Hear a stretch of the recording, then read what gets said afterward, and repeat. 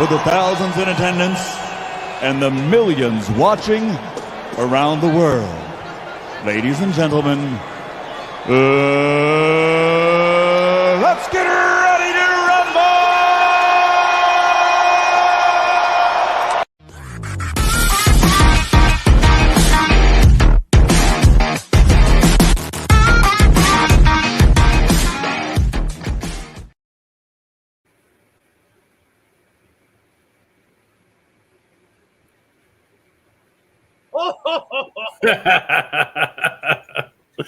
It's epic.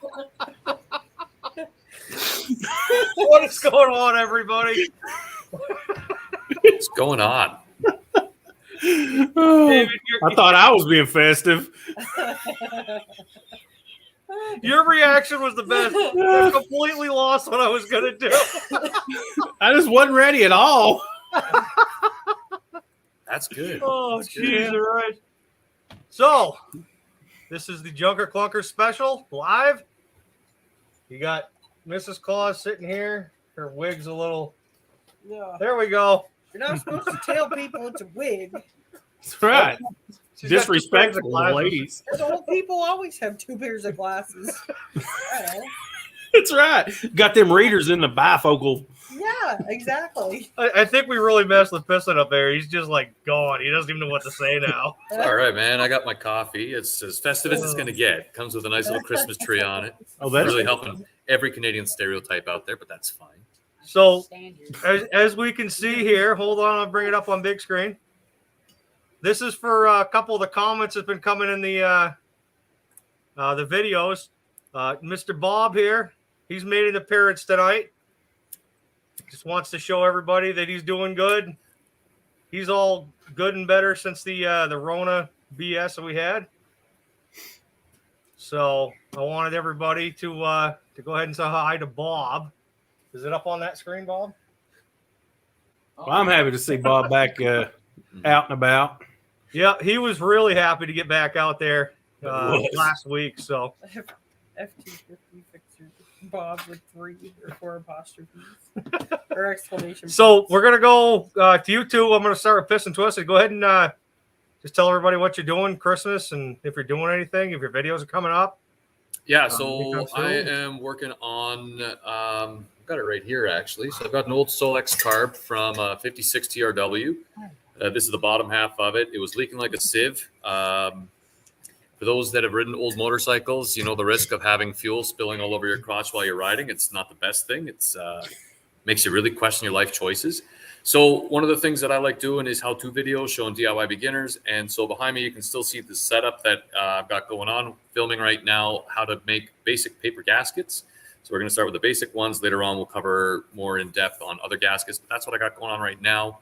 21 has been a pretty difficult year with trying to get anything running. So this video is set up to go next Thursday. And then the hope is that we've got enough in the bank to be able to have a video consistently going up at least every 2 weeks. So that's what I'm working on. As for Christmas, pretty low key out here. Yeah, that's about it for me, man. Nice. Let's go over to David. You can go ahead and say what he's got going on. I got nothing. Absolutely nothing going on. That's kind of a lie. I haven't filmed anything, but I got a lot going on in life. I've got several cars that have been sitting that were left over from the car lot that I had and that I shut down this year. I need to get them finished soon so I can get that tax money when people get it, because as soon as they get it, they want to spend it. I'd like to retrieve it. So, yeah, that's what I've got going. I started a probably too big a project for myself to finish in any normal length of time. I started cleaning the workspace, which has to be done before I do anything else, which has turned into a snowballing nightmare. So there was no video this week for me.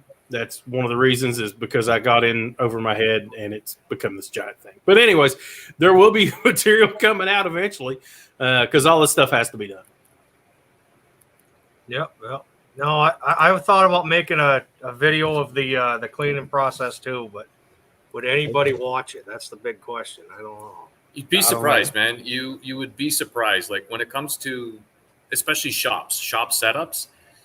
I mean, a lot of people, I said this before and I'll say it again, and I'm just going to jump in. Like a lot of our audience would be those that are interested like us in DIY beginners, right? Because if you're a gearhead and you've gone through, you've got the confidence to go and ask anybody else. If you are just getting started in it, not sure if you want to get into it, YouTube is a very safe place to go, right? Just like a Google search where you can go up, you can sit there. If you see, hey, you know what, I can do that. There's some videos that are going to help me out. I'm going to jump in on it. Perfect. If not, and you're over your head, you can cut it off right there, cut your losses before you even started, and nobody knows, right? So it's a safer place to do it. But things like shop organization, cleaning, even cleaning parts, the basic things that we take for granted, those kind of things really do help people out. If you got any suggestions, tips for storage, right? Because if you tell somebody, hey, go out and get yourself a $1,500 tool crib and have that rolling around.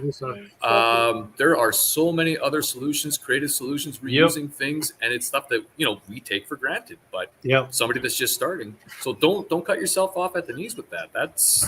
I'm just going to put it out because that's what I was doing. So I just whatever I'm doing is what I record because I've got to do it no matter what. And I've been grinding. I really been grinding a lot in 2021, which was my first year in YouTube. I mean, like really doing any YouTube as Forsaken Steel, really. So, I'm burnt out. I've been doing one a week for forever or so. But I finally got the car that got me into it running and driving, and it kind of, I don't know, it was like the sail had been taut from the wind blowing on me for so long. Now it's slack because I don't have that behind me trying to, push me. So, also I'm just exhausted. Yeah. So, that's one a week grind is hard.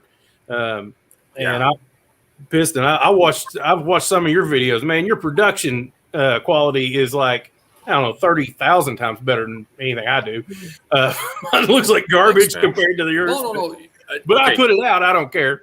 If you take a look at the first couple of videos, especially the top 10 starting tools, that was the very first video I did. Man, it looks like I got a piece of rebar shoved up my backside because I am so stiff. I was afraid of making a joke. I was afraid of the camera. That's where it started. Then I had a lot of good people help me out. They're like, man, first of all, you got a personality. You got to show a personality. Taco Bell love? But we all start somewhere, right, man? Yeah. I can remember when I really first started showing myself on camera, was this last round, and I was pretty scared too. I don't like being judged, but I've turned out to the point where I really don't care. It's fun. You got to do you. Hilarious, You got to do you. And you're going to find haters in everything. I don't care what you do. No matter how safe it is, somebody's going to hate on it. That's just the way the human race is. And people. So there's always somebody who's going to judge you. So just go do you and have a good time doing it. But I mean, we've all been there where, if you don't do you, we've seen the videos where you can definitely tell somebody is faking it right in front of the camera. 100%, right? And if you're trying to watch a video where somebody's guiding you through and you can't even believe that they're being themselves on camera, you're missing a huge part of what that video can do. If you're just yourself and you fire it out there, everyone's got a personality, man. Like if you were to say that people were different in the classic car, truck, motorcycle community, that's an understatement. That's huge because there's a whole bunch of characters. Right. Just like here tonight, there's a whole lot of characters. We got a guy who, on that side, who now makes me feel good about not shaving this morning, so that's good.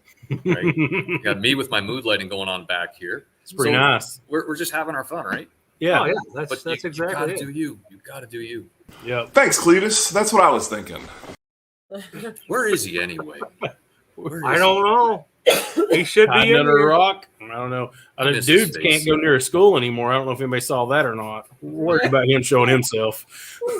Anyways, but yeah, I've tried to let the comedy come out a little more from me because I'm naturally just, I don't know.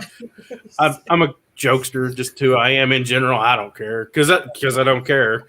And but I kept that in for probably a good deal of my videos. But I was just so stressed out for the first, Don't do that. I don't know, 25. I was like, I don't know, let's just get through it. So I got work to do. Yeah. So, but yeah, I've enjoyed the process more than I've just like, yeah, whatever. I'm just going to record it and be me, and people watch it. I have how to put this, but I'm kind of a big deal. Hey, I've got about 120 to 150 people that watch me. I believe they'd watch me grow mushrooms in the backyard if that's what I was doing. I mean, so, I'm very grateful for that core audience that just keeps coming back and keeps watching for whatever reason. So, isn't it crazy? I mean, you're just out there, you're essentially making an ass out of yourself, and people just keep showing up. Yeah. It's a full-time job making an ass of myself, but yeah, it's great. It's the group that I've had right from the very beginning has been incredibly supportive, right? What the hell was that? And it's been a steep learning curve.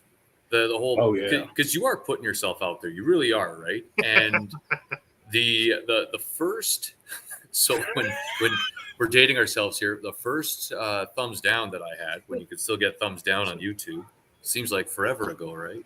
Right. 2 weeks ago? I called my buddy up and I'm like, it finally happened. He's like, yeah, and how do you feel about it? I don't give a fuck. I don't. So it's awesome. So I got a negative comment. It was my first negative comment. It's been a long time ago now. It's the only real negative one I've ever gotten. And my wife goes, "Well, you've made it." I was like, she's like, "You're getting hate from people that don't know you. You've made it." The Russian bots that put links to porn sites. Once you get one of those in your comments, you've made it. You've made it. The very first one I put up, I got like 2 or 3 that night. So I actually went in and put in a block so you can't drop a URL in my comments. Yeah, I know. Deal with it. Yeah, Grady was trying to get a hold of me forever, dropping his URL and stuff to his channel. And then he was like, "Why don't you ever answer me?" I was like, That's the worst thing when they taught you how to do that on here. I know. I taught myself. Hey, Tim. Speaking of core supporters, Tim's one of those guys. Dude's absolutely awesome. Oh, everywhere. Yeah. Definitely one of the best. I can't say that he's my favorite because there's a bunch of them out there. Yeah. But he's definitely out there supporting and is always appreciated. Yeah, Tim. I've become friends with some of my supporters. They message me all the time and stuff, and I talk to them more than I do my family. So, they kind of become your friends after a while. So it's kind of cool. That's how we met. I mean, yeah, this is how we met. We talk at least once a week for an hour or so. Or 6 in a night. We've got a collab that we've been talking about, and hopefully it comes true because I think that would be hilarious. It'd be fun. But I've got to pick it. You can't have any control of that. Oh, I need to pick it and just deliver it. You'll end up with the nicest piece of garbage you've ever seen. I don't know. Have you ever wanted an Isuzu pickup? Just like an S10. So, Merry Christmas, Tim. So we were watching something last night. I think I have an idea what I want. Yeah? Uh-oh. My son's coming in. Hold on. I want to mute myself so the dogs don't bark. You guys talk for a second. Oh. About what? Anything. I mean. So, you like stuff? I do like stuff and things. Things are good too. Yeah. Things are really good. They keep me motivated and going and earning money. Otherwise, what would I do? I would just, live down by the river in a van. Oh, I didn't do that one yet. Damn it. Steal his thunder. I know, every time. The community's awesome. Like it is pretty cool getting to know everybody. I mean, I'm fairly new to the whole thing, to this group, right? And a lot of stand-up people, and it was great. And for anybody who is starting out, I wish I would have found this group much, much sooner, or we'll just blame Cletus and say it should have started sooner. But for the longest time, I felt like I was doing it alone, right? Like you've got your supporters, you've got the people that are watching, your audience, a few other people, but by and large, it was very much you're doing it by yourself, for yourself, and you're fishing out, you're throwing something out there and seeing what the feedback is. Now we're able to talk with each other, whether it's the nightly live streams that one channel has or another, or talking in the background, being able to help each other, support each other, give advice out, especially for people who are just starting out, man, that is huge. Absolutely huge. Not much. Hush. I definitely agree. And when I very first started, I thought I'll never meet another YouTuber that will speak to me, even a small one, because I don't know how to get in touch with them. Grady finally got in touch with me after like 6 months, and then I got drug into all this, and I've really had a great time. I've met a lot of really stand-up guys, like you said, just people that love, mechanics or of some sort, whether it's, cars or bikes or whatever. And we all just kind of mesh well together, I think. And for the most part, there's always an outlier, but there is dudes with wrenches is the outlier. It's okay. We just look over him. He's he's kind of short in the videos, always sits low. But the other thing I like is everybody wants to help. And it's sound advice, or it's hey, I just learned this the hard way. Make sure you don't do what I just did. Yeah. And it's just like when you're. I mentioned a lot of like the car shows and things like that. You've got the people that stand behind the rope, pretty much the guys that bought the cars that don't want to talk about it. They've got their sun chairs, they got their little umbrellas. They sit there and don't want to. He likes crispy bacon. Then you've got the ones that are right out there talking to everybody. Yeah, I did this and I did this and I did this. Within the YouTube community, that is by and large what this is, where we want to help each other out. We want to see somebody else succeed. Yeah, so and there's pitfalls around every corner, and you just have to do your best not to fall in too deep, because I believe we can all make a mistake in a video or two and still recover it just fine. As long as we don't continue a trend, start a trend of something that nobody wants to see, and eventually, it's just you producing for yourself, and you've lost your audience altogether. And then you're like, oh yeah, this isn't working. Let's change it. But there's something to be said about doing it for yourself too. Yeah, I mean, because every one of the channels, every one of them are different. So it's not a carbon copy of it, right? But it's when I was starting out, I reached out to a couple of, they were Canadian channels on YouTube, and they were doing fairly well for themselves. And I wanted to ask for advice, and it was shocking. It was I struck out with every single one. I don't know if it was how I was coming across, because there's no real context to what you're saying in an email. It's just black and white text. People interpret it how they want. But one of them, and I'm not going to do any name drops here because that's just not me. But it was disheartening early on, where you're asking people and saying, hey, what kind of camera are you using? You got any recommendations? What about subject matter if I want to cover this? And it'd be one thing to get a cold shoulder, but basically being told to pound salt and figure it out on your own like they did. That was so early on for me. It was a little bit difficult is a nice way of putting it. Yeah. Trying to find an appetite to do this, because there were days where, man, I'm barely keeping myself afloat with this stuff. The amount of work that's going into it, what I'm getting back just isn't worth it. So yeah, you've gotten money back. That's great. How do you do that? Me? Oh no, I am still not making money off of this. Trust me. This would take me to money I've poured into the car that's behind me. I can't even imagine what I'm going to have to do to get that money back. But I have the car, so you put in. There were videos, especially learning the editing software early on. I was putting 25, 30 hours a week into a video, and then to get 50 views, it was just like, what am I doing here?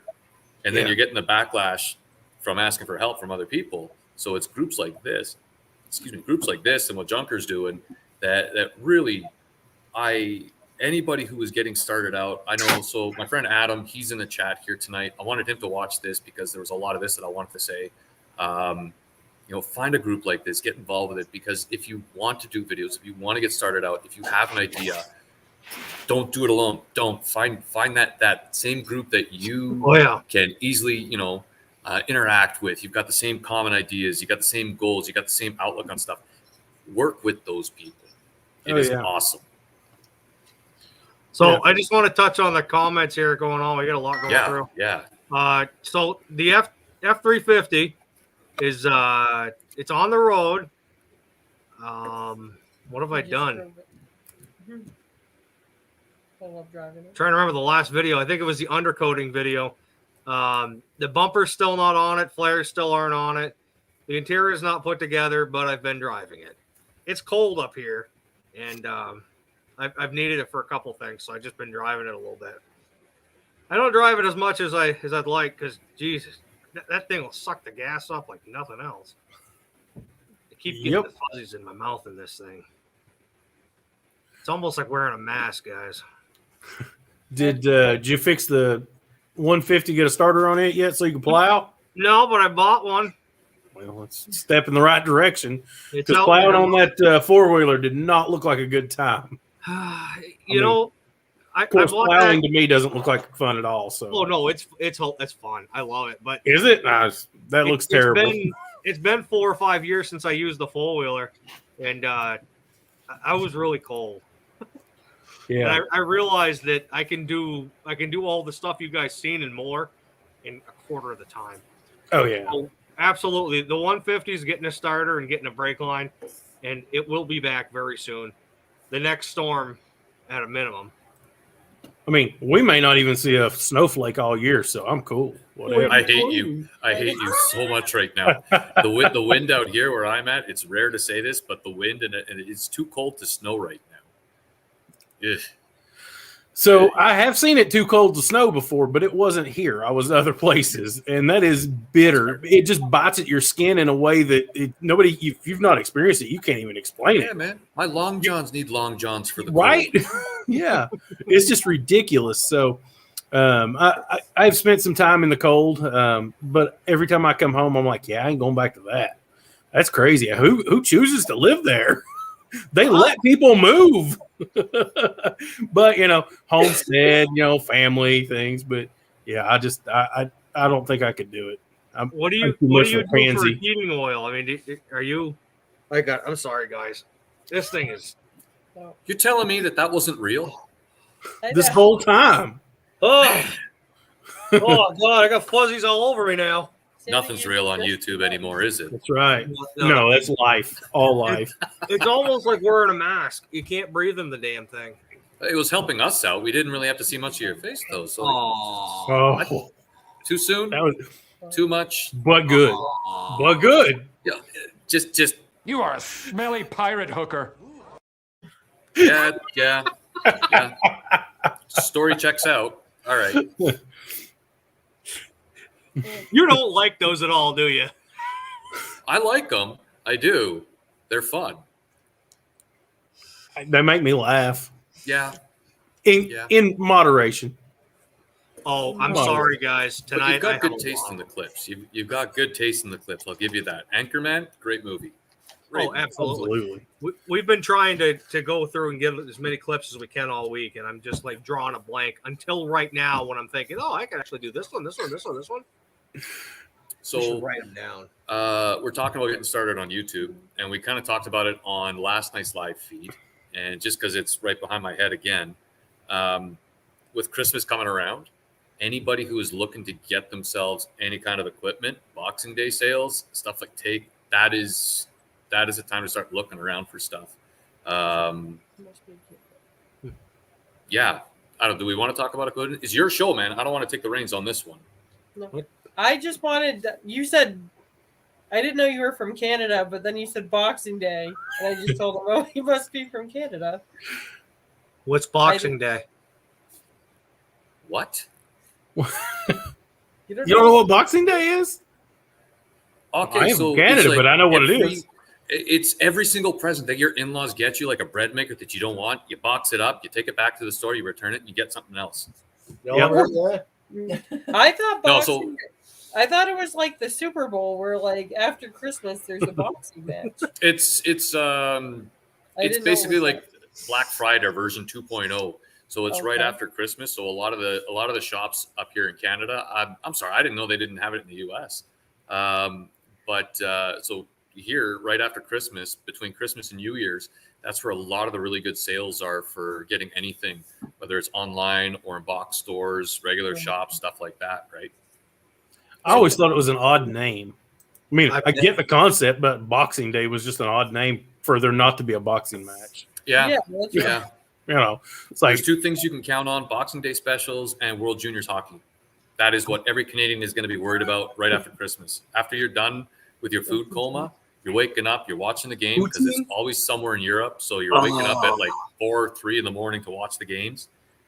And then you're having eggnog, and then you're going out. I'm not helping our stereotypes at all. I'm sorry, Canadians out there. But then, so if you're looking to get yourself anything like things like GoPros, with GoPro 10 coming out this year, looking at a GoPro 9 or the Hero 8, And on Boxing Day, you can get these cameras for $200 to $300 to $400 Canadian, which is like a hell of a deal. Joby. Right? But it's also a lot of the other stuff, your lighting, your cables, things like that. Paying full price for these things when they regularly go on sale. Don't nickel and dime yourself. Wait. I know when I started, I had the urge, okay, I want to get the lights, I want to get this, I want to get that, I want to get everything all at once. Before you know it, you're digging yourself a hole, right? So just spread it out. That was some of the best advice I got early on, is start out with something simple, figure out where it doesn't work for you. You can always resell it later on. You're sitting there. I record everything with a phone. I was just gonna say, Everything. My personal advice is don't go breaking the bank. Yeah. Is use your phone. There's free editors out there. Yep. Watch a lot of videos about what you're doing, how you're going to do it. Don't invest hardcore because you don't know if you're going to want to do this in 6 months.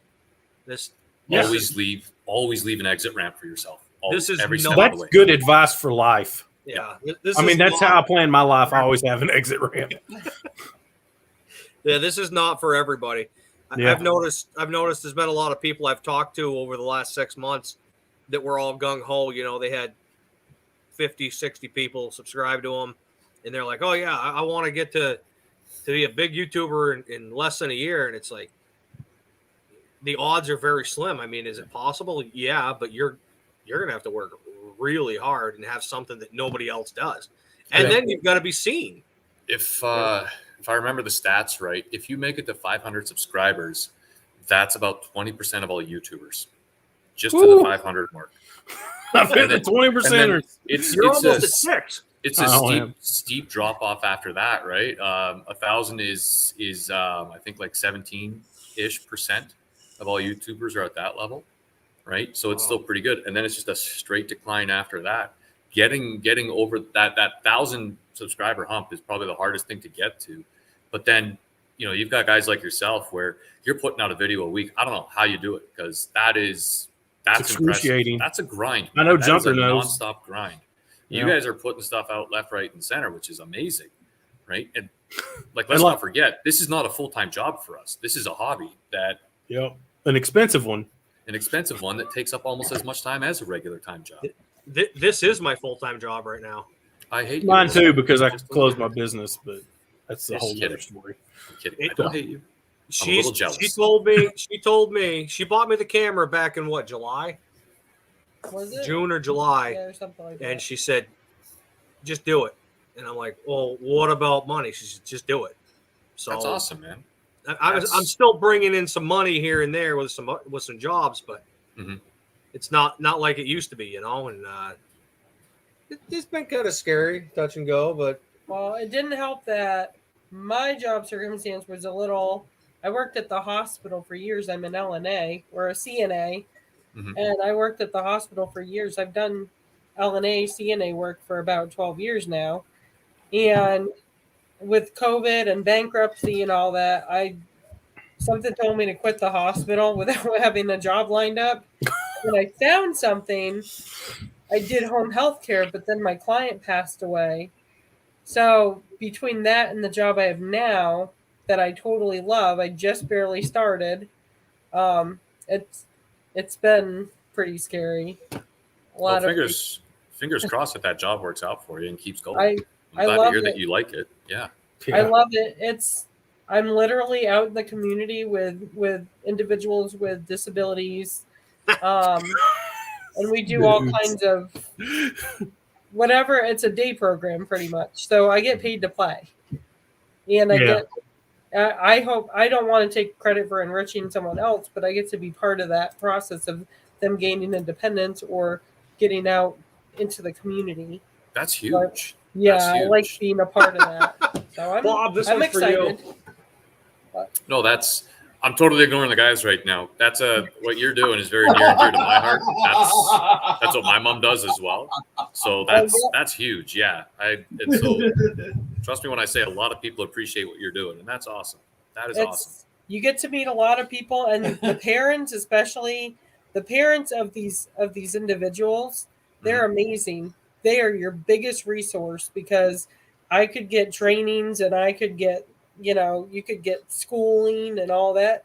but you go right to the parents and you work with them hand in hand, and you get to see from beginning to end how these people's lives get enriched, and it's pretty amazing. That is, yeah. So, As someone, I have 2 handicapped kids, and we don't have any in-home health care at all, but we've come across a lot of great healthcare givers in the 7 years of their almost 7 years of their life, and it's huge. It's huge to find somebody that cares about what they're doing and not just doing it. Because we currently have somebody, and I think that she's doing the job, but I don't think she cares about the job. And in healthcare, if you don't care about your job, you've got a problem.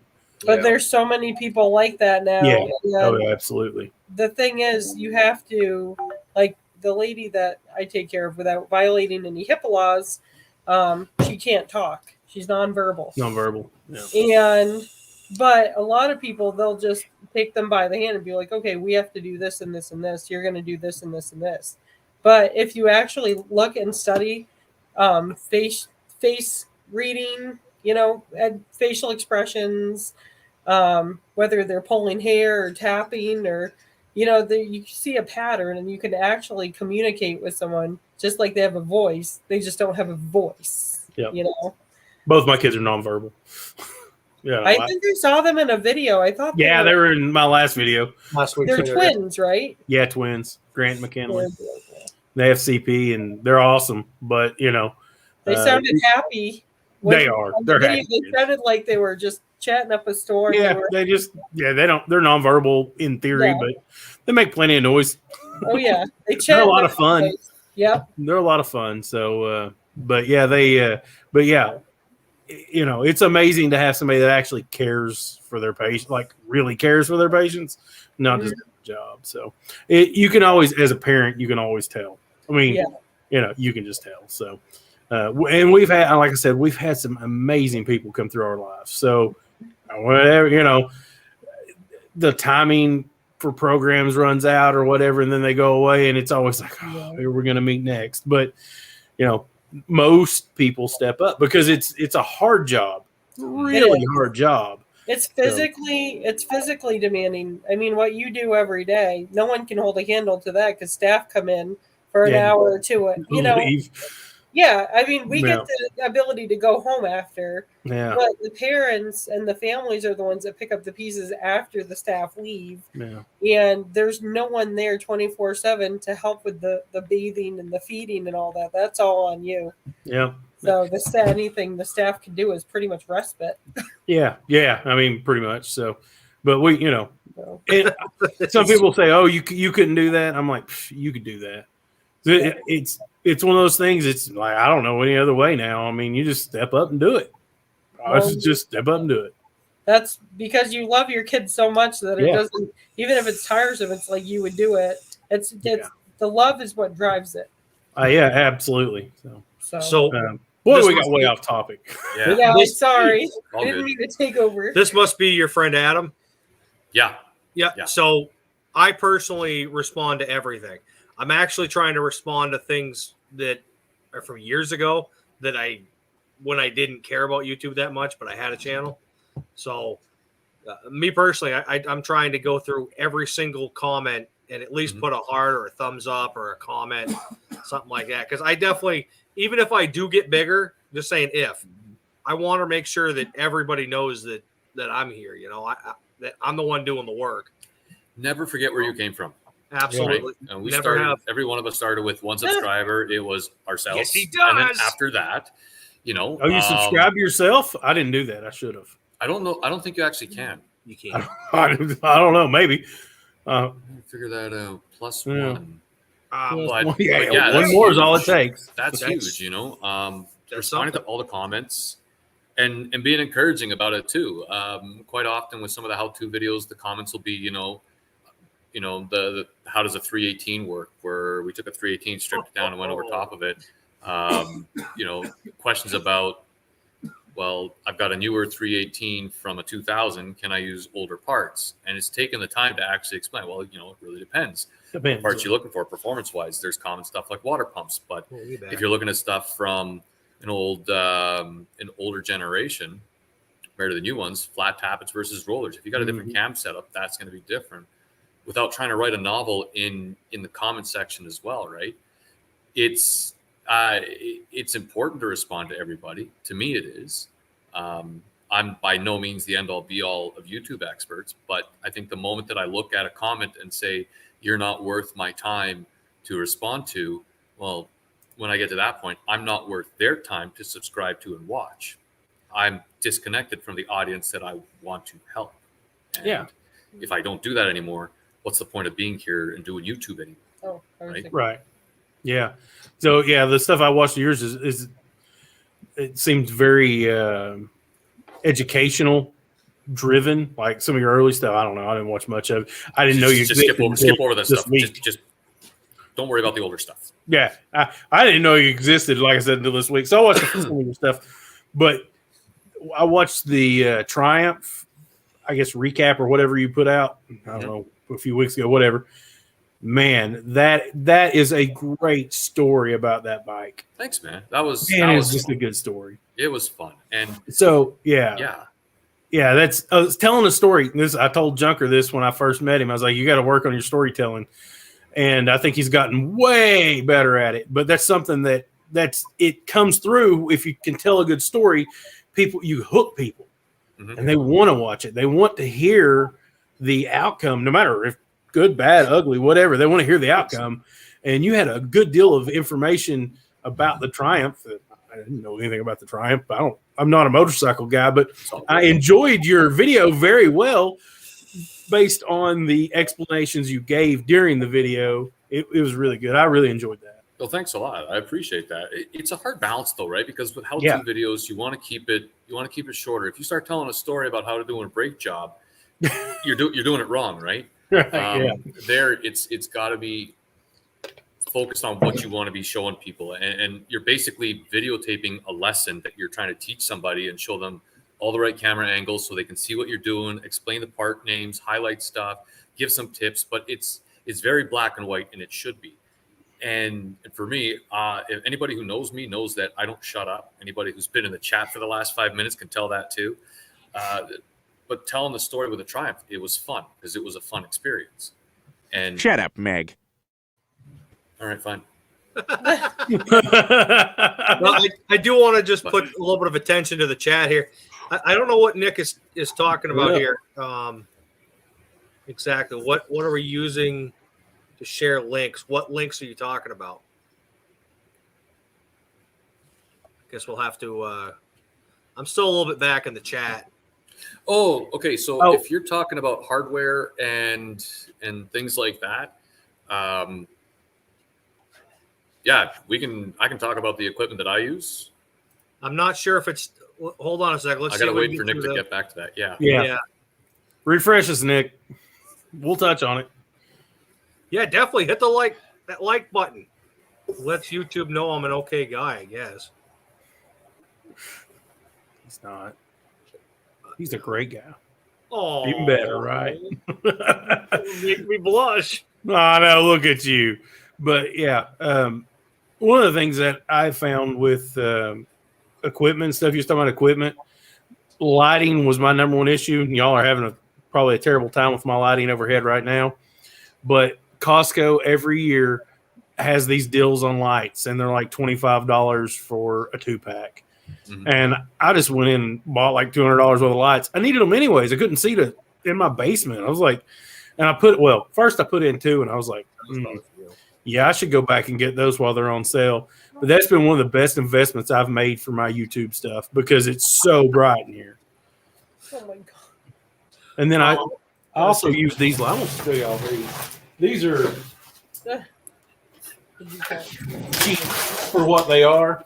It's just LED lights from Home Depot. They're Husky. Mm-hmm. I bought them. I used to do construction. We use them on construction all the time. And they used to be like, when I bought those, were like $200 for a pair. And they're on a stand that's adjustable and whatever. And they come off individually as well. But I think those are like $100 now. $100 for like good spotlighting is so cheap. So I bought 2 of those exact ones. Yeah. literally down on the corner over here. I was out on my little moped scooter, and I seen these, and I'm like, "What? You wanted $20 for them?" I was like, "Oh, Wow, heck yeah. Hey, dudes, this one's for you, buddy. I just wanted to Keep the change, you filthy animal. There's the sign. With LED lights. So the other great thing about LED lights compared to traditional bulbs where they don't heat up, you go down to the dollar store and get yourself some foil wrapping paper. So all the different colors that you want, different overlays, if you want to do any kind of effects or anything like that, you can pick up this wrapping paper and just tape it onto the edge. The cellophane, yeah. Yeah, and that way you can have different colors. If you want to use lights that aren't as harsh to try and minimize shadows, for those starting out, parchment paper or wax paper, it goes a long way. And so you'll still be just as bright, but you're not going to have those hard shadows, right? So a lot of my outros and intros, I actually throw paper towels over those husky lights to use as to soften the light for me, so I'm not so washed out. But yeah, that was just something I was like, what do I have laying around that I could throw over it was paper towels. They work pretty good, but you got to have a pretty bright light to do that. hold on a second, guys. We got to have words of wisdom with Bob. Hi, how are you? Merry Christmas. Keep watching the videos. Will do, Bob. Thank you for watching my videos, Bob. I've got him trained. That's what he says in every one. That's Good perfect. job, Bob. I'm glad we didn't lease a cue card. Where are we going, Eric? He will read whatever's on the prompter. For audio, biggest issue that I had early on, so I was using a regular DSLR camera, and the mic on that was absolute junk. Yeah. And our garages, our shops, are the worst places to film anything with audio because you've got a concrete floor, hard floor, you got a flat ceiling, flat walls, the reverb and the echo that you have is insane. It's the worst conditions. And before you go out and get soundproof panels and stuff like that, one of the easiest things that I found, it was the first thing that I bought when I first got started, just a little lapel mic. I got it for $20 off of Amazon. If you plug it into the camera, it needs a battery. If you plug it into a smartphone, you don't need a battery, or the battery can be dead. You don't need to turn it on. Regular old jack. Very straightforward and simple. $20 Amazon, and it is single-handedly the best piece of equipment that I had. I tried a shotgun mic that I picked up in the garage. It's horrible. Mm-hmm. Outdoors, it's great, but in the garage, it still picks up all that. Like a dead cat. Yeah, still with a dead cat outside. So the TRW video that you mentioned. Mm-hmm. So I was using that shotgun mic that was rated very, very highly with a dead cat on top of it.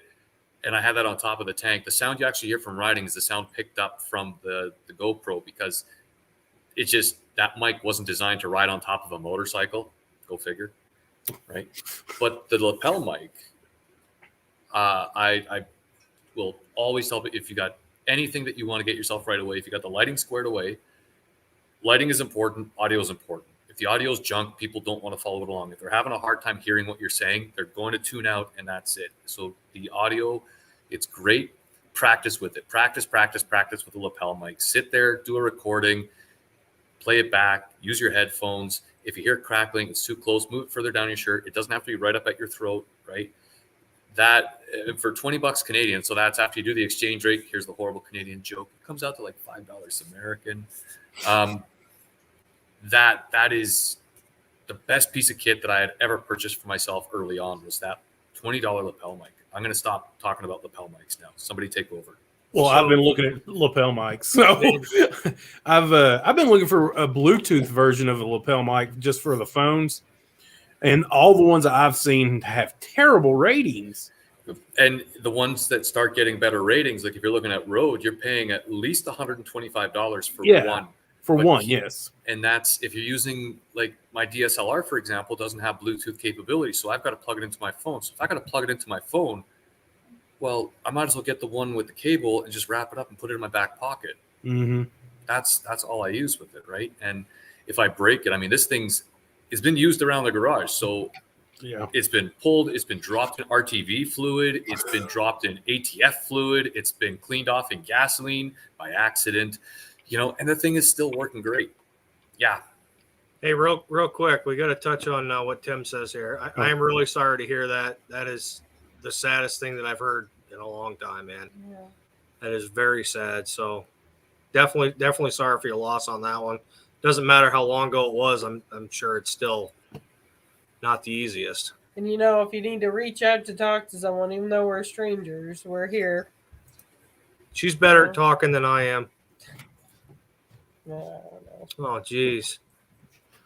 Man, you did not have a good year then. I hope things are better now, but I'm sure they're not the easiest still looking back. See, I don't have the right words for stuff like that. I'm just sorry. I'll shut up now. No, that's. I think that's perfect. Right. Eric. Very sad. That's I don't even want to imagine. Yeah, it's so. I mean, I'll ring in on this a little bit. So, as a parent of severely handicapped children, one of the things you kind of have to come to terms with, probably sooner rather than later, is their lifespan is not going to be as long as yours. You hope for the best, and you cherish them every moment you have, but that's something you kind of have to come to terms with a little earlier if you can, and make every moment of their lives matter. That's what we do. Just make them all matter, as every moment matters. So, and the day may come that they outlive me. Who knows? I don't know what Tim's what child is. I don't know any of that situation. But with CP, you can live a long, long life. Yeah. But the medicine they give you for seizures is so terrible for you. Yeah. So it's, you have to give your kids this medicine, but at the same time, good and well that it's, borderline poison. So it's I don't know. It's a different world for people that have handicapped kids, and you just have to you make the best decisions that you can right now with the information at hand, and you move on. And you just that's how I sleep at night, anyways. Is I know that at the end of the day, I made the best decision I could for the kids. And but it's no matter what, it's hard. It's going to be hard. All right. No more sad stuff. No more sad better stuff. It's almost Christmas. We're Christmas Eve here. I know we're gonna be happier. So let's say hi to Big Block.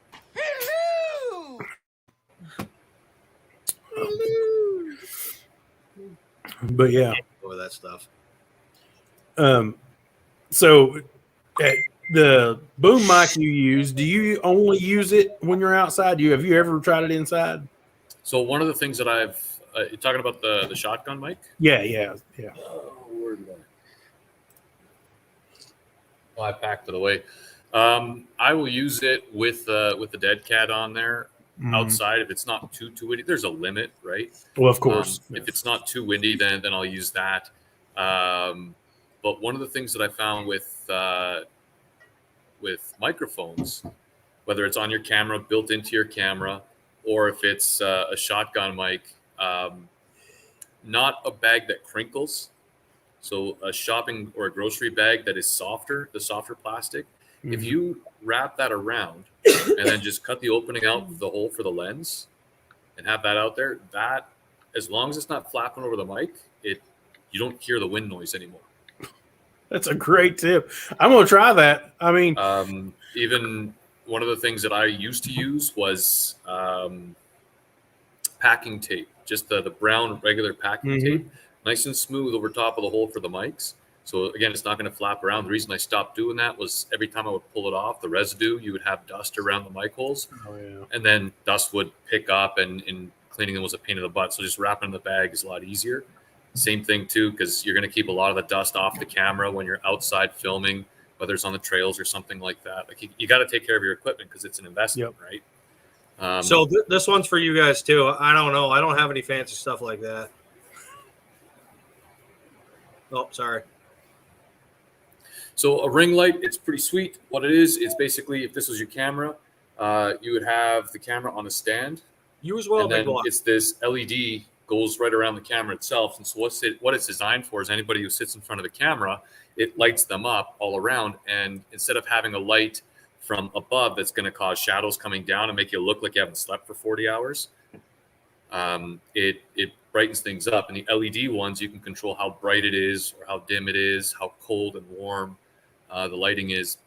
And they're really good for standing in front of the camera. The other thing that they're good for, I've used it once, and I actually sent Adam a quick message saying, "Hey man, if you can swing down to Costco because it's 2 hours away from me, and you pick one up for me.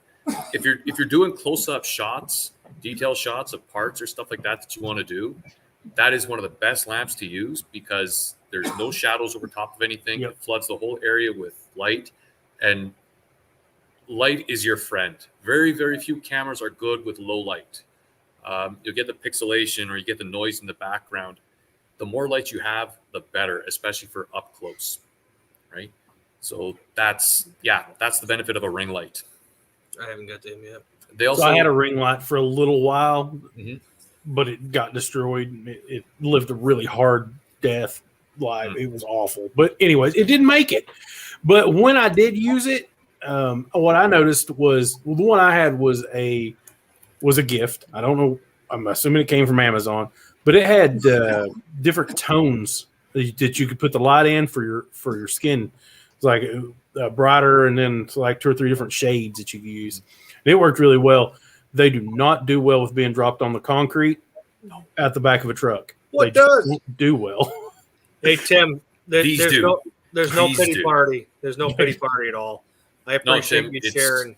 It's not a pity party. That's No. the reality that we live in, and We're a community, no matter Yeah. how True. divided everyone is. We're Yeah. still a YouTube community, and that's what we all are. We're all here for each other. So Absolutely. I I appreciate consider, you sharing, Tim. I mean, I really do. I consider but- everybody friends here. So Yeah. this may be a public forum or whatever you'd call it. People are going to watch it, but we're all still human, and Yep. these are the realities we have to live with, right? Not Yeah. all of us get to have that perfect life, and it's stories like Tim's that really also help put things into perspective of how lucky some of us really are. And Yeah. Tim, for the silver lining on this one, especially this time of year with Christmas, it's not a pity party. A lot of people out there that are hearing what you're saying, I hope are looking back, looking at their family around the Christmas tree and saying, "Hey, you know what? We are pretty lucky." yeah. Yep.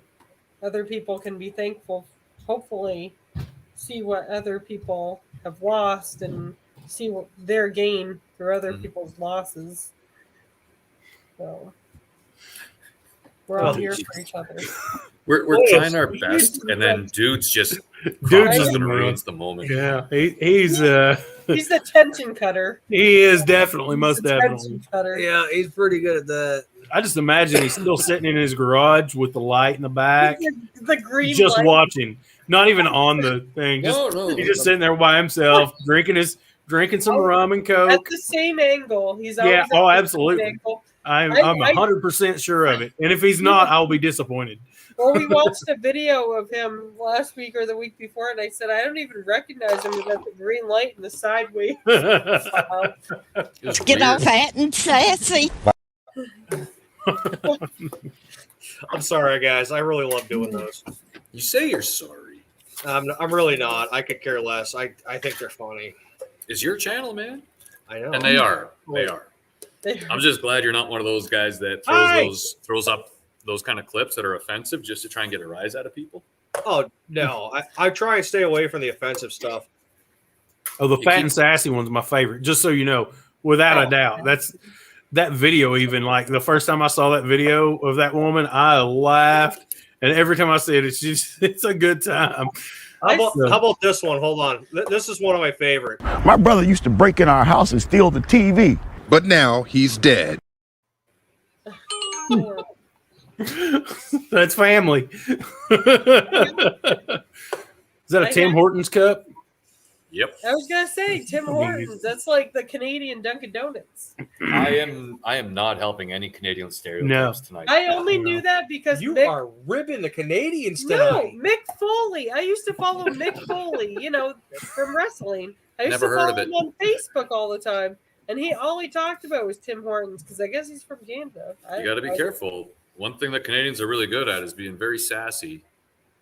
And we're going to be very sarcastic, and we're going to start firing back. I was gonna say, and they take ham and call it bacon. He is They're in good for rare. that, too. He's in very rare form tonight. I wish he'd get his butt on here, but he told me last night he's at family events.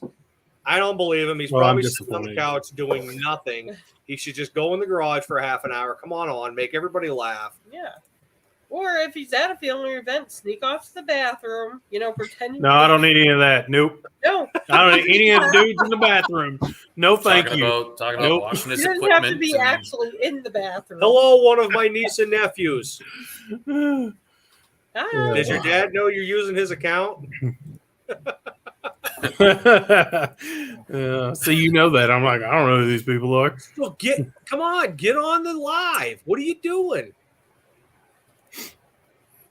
So does anybody else do homemade Christmas gifts like in the family? Like we draw names and make homemade Christmas gifts for other people. Does anybody else do that?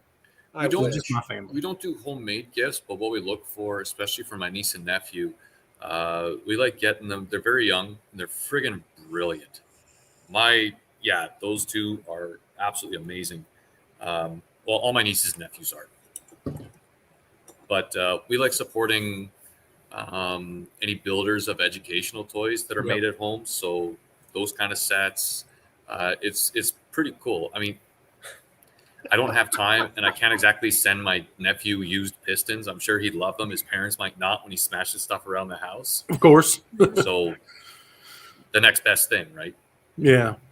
So my wife is one of 6 children. So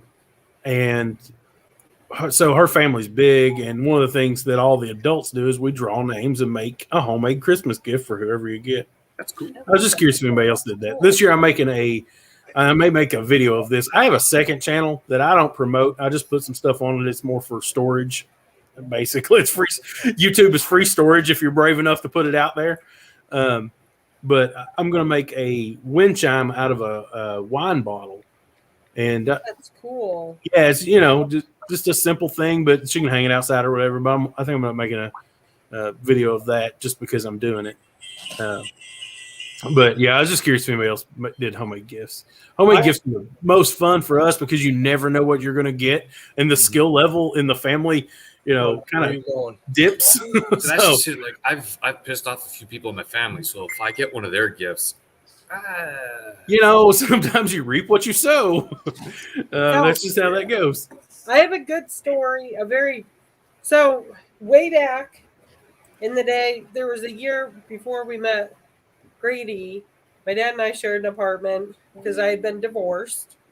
So funds were crazy that Christmas too. So I did homemade gifts. I did something called felting, and we felted these ornaments. That's a grosbeak. That's pretty cool. That is cool. Yeah. We gave them out as gifts, and everyone loved them. You wouldn't have thought, because we were worried about buying people stuff, and then I just started making these. So we have this, and then I have to get up again. I'm too lazy, but we have another gift that someone had just given us yesterday that was homemade, and those almost love that, Rich. They actually mean more than store, and I really enjoy making somebody something. We've been doing this for a long time, and I've made some pretty. So I used to do a lot of woodworking too. I was a carpenter for years, and for a long time, everything I made, you were going to get something made out of wood. Chances are the wood was more than 100 years old, and it was something you're never, ever, ever, ever going to get anywhere else. Yeah. And that's what I did for a long time. Now I've branched out into other things just because Did you really mean that? Yeah, it's branched out. Well done. Well done. That's good. That's good. Hey, Rich. I'm going to try and get a hold of you once the channel gets a little bigger. I'd love to get a big sign that says Junker Clunkers in stainless steel so I can hang it outside. That would be really cool. Well, I've got Rich here and maybe somebody else in the chat. So I need to get some advice. The bench tops that I have are steel, not stainless steel. So every time a drop of water, or in my case, a couple drops off, it's already got surface rust going on it. I'm looking for a wax or an oil that I can clean it off with and leave it there, almost like a lithium grease, if you will, but something that I can leave for longer periods of time as a surface protector for the steel while still being able to work on stuff and not worrying about it contaminate the parts that I'm working on. I was going to say ATF, but so ATF will do it. I've built transmissions on steel tables that had zero rust on them. But I'll tell you something that I've used that was kind of a little bit unconventional, but worked really well is beeswax. I was thinking, because that's what I use for all like the straps, the handlebars, and everything else Yes. that I work with fabric. When I wax them, I use natural beeswax. And that's what I was thinking. The downside, though, is anytime that I'm scraping something up, I need to clean it. Is on the metal bench, that's pretty much the beat it senseless bench, right? So everything's going to get cleaned off anyway. But I don't want any of the residue being picked up by any parts that I have to assemble. yeah.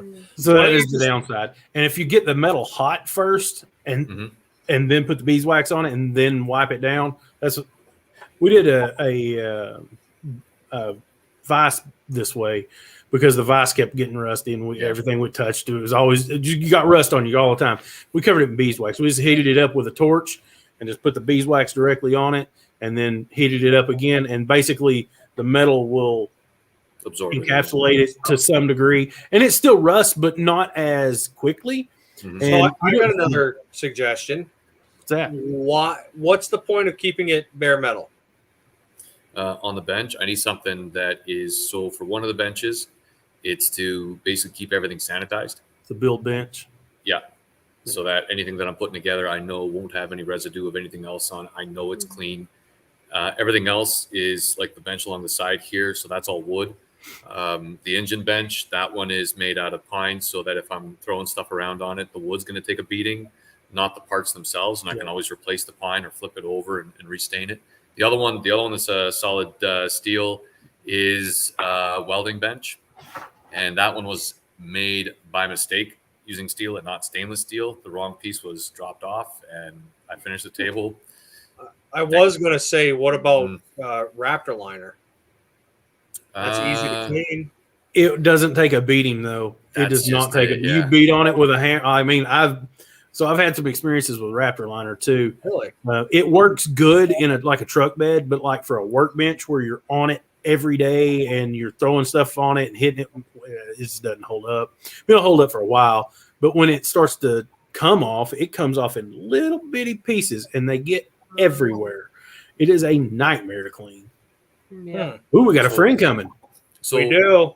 Rich, what's going on, Wasted? Give me 2 seconds. Once Wasted's in. And Mom. No, where's the green light? Well,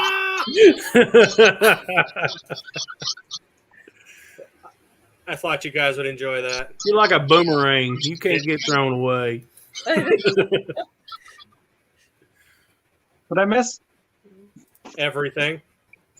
Oh, good. Santa was here a while ago. Yeah, I saw that. Kind of broke my Christmas spirit when you did that. Oh. It was just Santa using Just for Men. Could you imagine if I had that much hair? I can imagine. Using the clippers, that's for sure. I suggest it. I mean, I'm all about a good, nice beard. Yeah. Family? No, I'm not having family come on here, especially little kids. Sorry, guys. Yeah. Good call. Good call.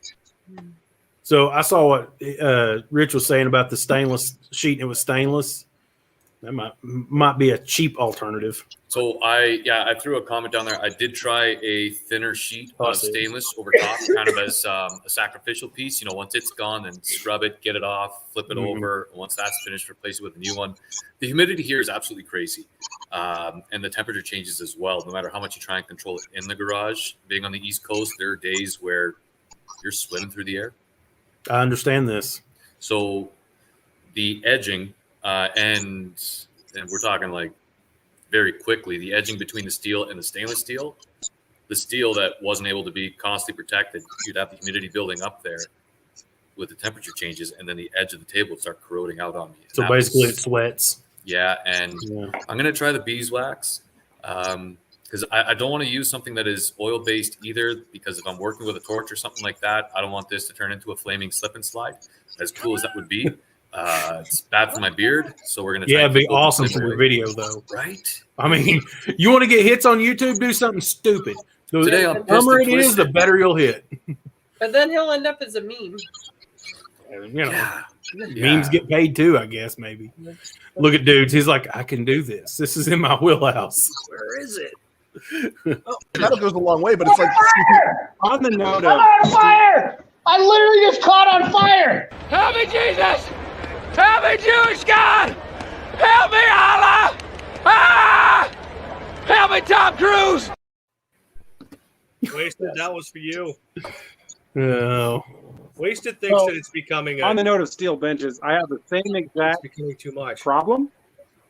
So, can you hear me? We can hear you. Okay. All right. So my steel bench rusts extensively all the time. I painted it with like 3 different kinds of paint. That all comes off when you hit it with a hammer or run it with a torch. So then I did this rust curing stuff that I'm not impressed with. It did not work. So I've thought about doing like POR 15 maybe. I've had some people tell me that, but then again, if you start hitting with a torch, you don't really want to be breathing those fumes. Nope. So I have no good suggestions for steel benches because I have tried literally everything. And outside of just a rubber mat that I roll down, that's how I prep parts and stuff like that, is I just set it all on the rubber mat and can clean the rubber mat, keep it from, because I'll put white lithium on the bench to keep from rusting most of the time. I'm down. But does the white lithium, it'll come off though? I mean, like on stuff though, right? So what we do with it is we put it on a rag and then we put it on like an oscillating sander and we just kind of work it into steel. I think that's of the lambs put the lotion on. Yeah. Oh yeah, this guy's here, by the way. So, Rich, I hear what you're saying about not putting anything on the tabletop, and that's where I'm worried about with like the welding table, because like Dudes was saying, fumes, they tend to be bad for your health, as much ventilation as there might be, and it just doesn't stand up, right? So I do love the idea of trying the beeswax and just, so let me get this right. You heat it up, you apply the beeswax like you normally would, and then you heat it again like you would on, say, a canvas material. Yep. And then you clear off all the excess after that. And so if you're running your hand on it, you put your finger down, it shouldn't even be leaving a fingerprint. No, you shouldn't feel it even. I mean, it should feel like steel. And it doesn't last. I mean, you're going to, you probably want it to last 6 months. It's not going to last that long. But it's depending on how much you use the bench. Of course, we had it in a vise. And the jaws, and we probably could have just painted this vise, but this was just a thing we were trying. We were trying different things, whatever. Yeah. And it worked really well. But like where the jaws were and stuff, this is a really old vise. And you could see where it wears about every 6 or 8 weeks. You really needed to reapply to that. But the rest of it stayed really nice. I mean, for a long time, 7, 8 months maybe. The handle would get a little funky first out of everything else. But the jaws, because you're with a vise, you're always basically, putting it under pressure and whatever, and you get it scarred. And that would rust. But this was outside under a carport, so that was the problem with it. Was outside. It was, and I live in the Smoky Mountains, and the Smoky Mountains are a rainforest, and it just rains here all the time. Our humidity level in the summer is ridiculous, and it's just always like this. We just have to deal with it, and so if anything's outside, that was what we found that worked really well. We painted this thing once, and all the paint came off of it because it had been in a garage for decades, like a professional garage, and it had grease like packed in the corners. And even though it was clean when we painted it, then all the paint came off of it. And this was our solution for that. But I think you'll be surprised how well it works. I hope it works as well for you as it did for me. But yeah, I'll let you know for sure. Yeah, because like Nick was saying, I would love to have had a different table setup. So what I've got is a welding table. If you go on my Instagram account, selfless plug right there, you'll see the building pictures that I put up going through the process. So the table is a regular It's about a 1/4-inch thick top deck, but it's meant to come up and down. So I've got a center jack that I can crank to bring the tabletop up and down so it matches either this bench height, that bench height, the work tables, or the messy room. It's on caster wheels, so I can move it around as I need to. That's why it was only 1/4-inch thick, because weight-wise, I didn't want this thing coming. It's almost 400 pounds. The whole table finish is heavy weight. Sits on swivel leg, jack legs that you can put down so that when you're working on it, you can level it out. It's totally stable.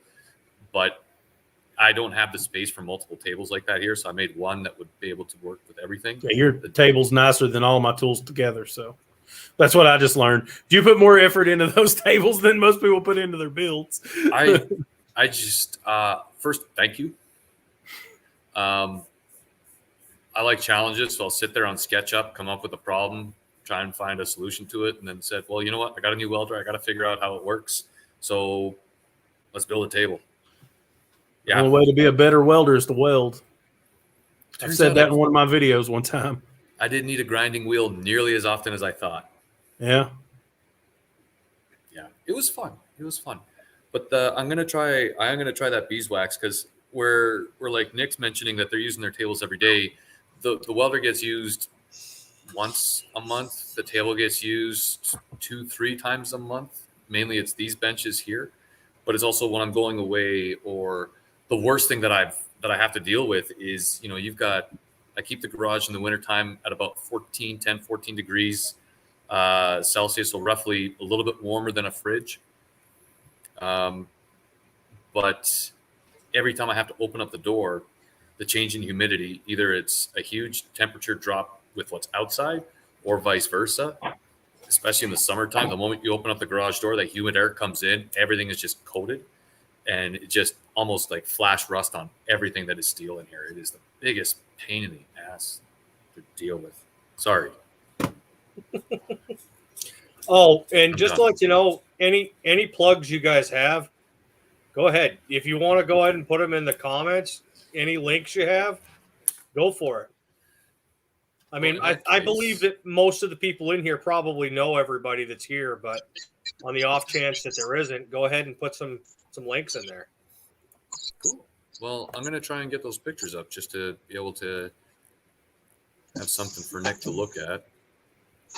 Dude, what are you doing? So, what I'm doing is, let's see if I can aim this. What's up with your internet tonight, bro? Chair.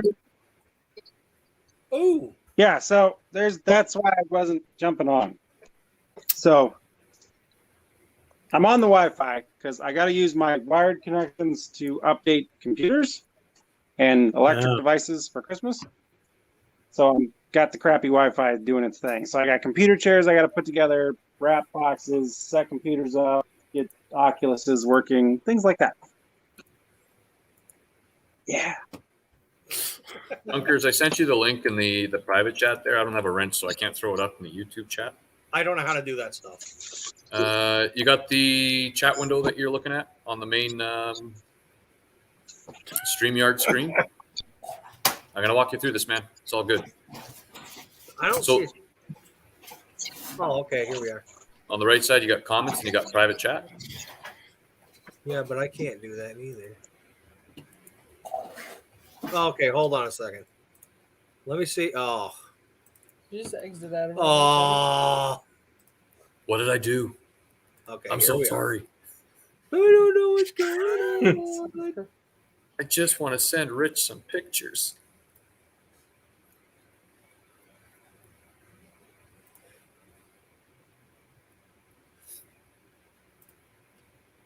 You're outside of my realm of knowledge altogether, so. I've got my moments. They're few and far between. But being able to do a selfless plug, I'm your guy on how to do that. It's awesome. Well, oh, here we go.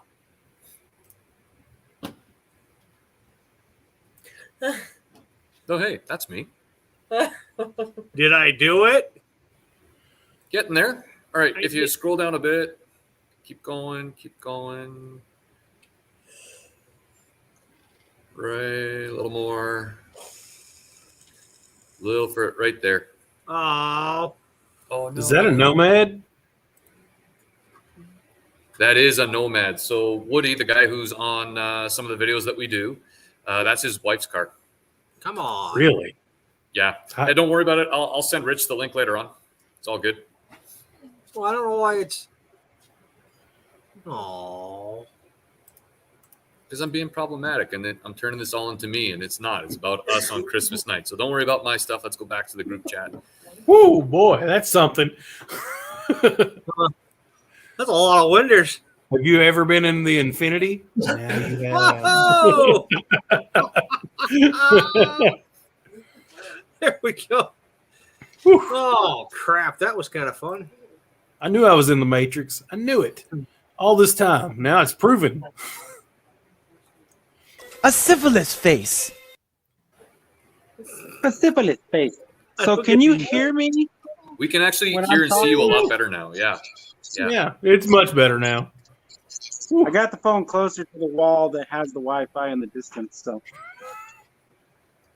Proximity. That helps every time with Wi-Fi. I will smash your face into a car windshield. That escalated quickly. I mean, seriously. has anybody ever used one of these DeWalt fancy? I have one. Well, I mean, I have the old version of it. So, like, my buddy got me this, and I thought it was ridiculous, and I only use it for, like, And then you light-duty used it? things. But, like, that, it's got gyro action. So, like, it doesn't know which direction it needs to go until you turn it. Oh, mine does not have that. Yeah, it's weird. Mine's like, old. you use it, and you hit the button, it That's doesn't so do anything. good. Then you turn it. It knows to go left or right based on which direction you turn the handle. So it's an So overly complicated screwdriver.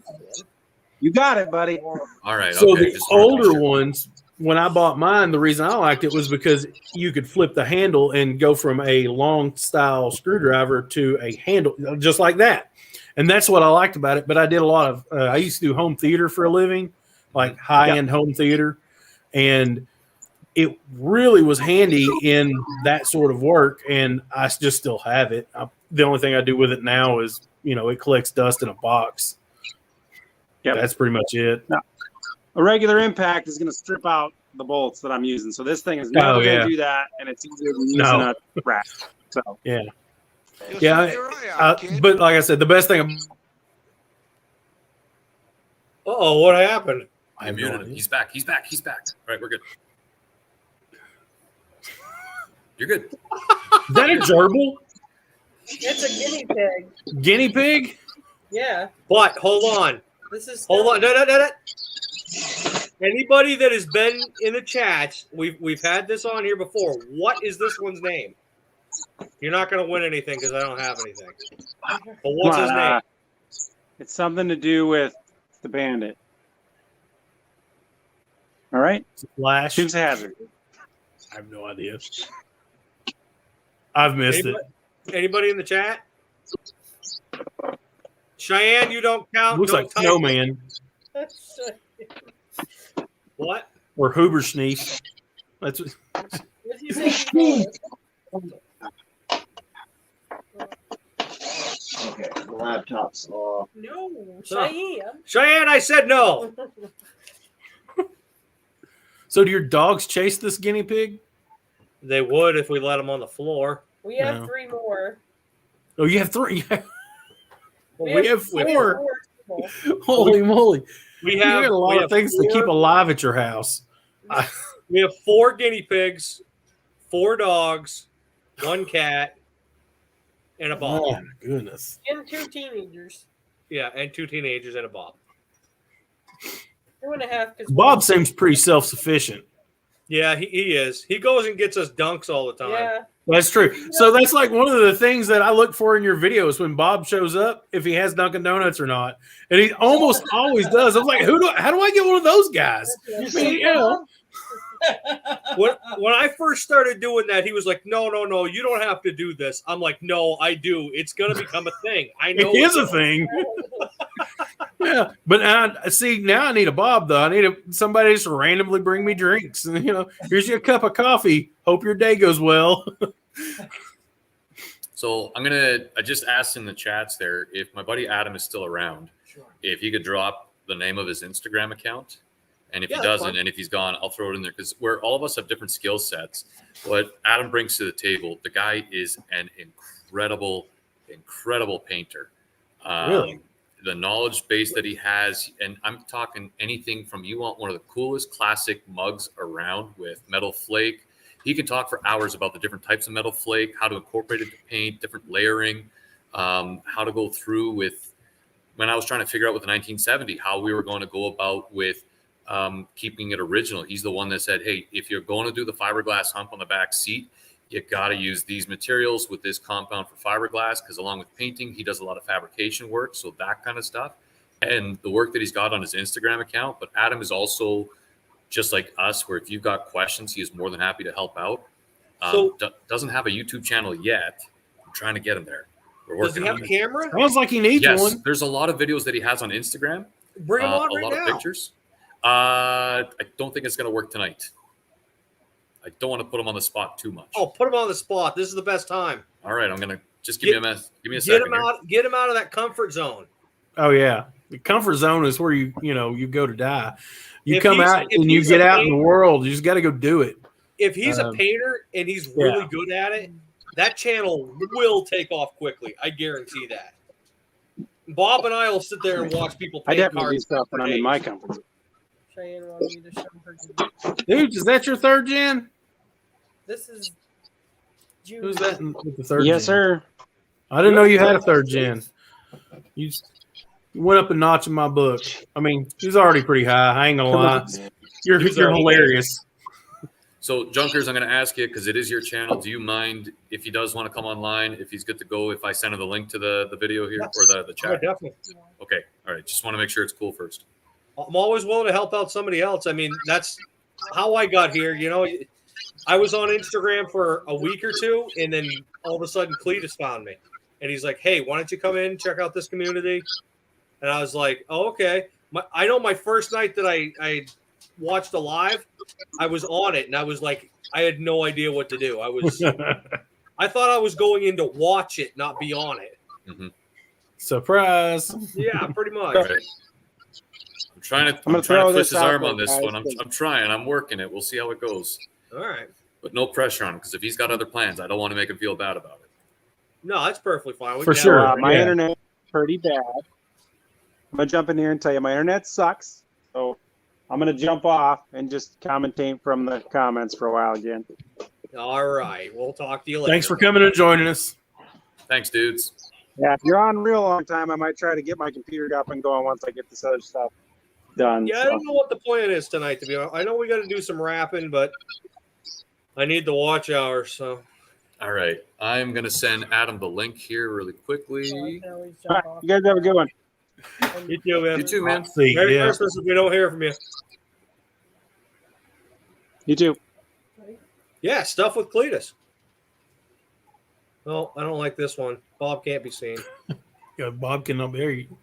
I have two more. Is Bob still with you?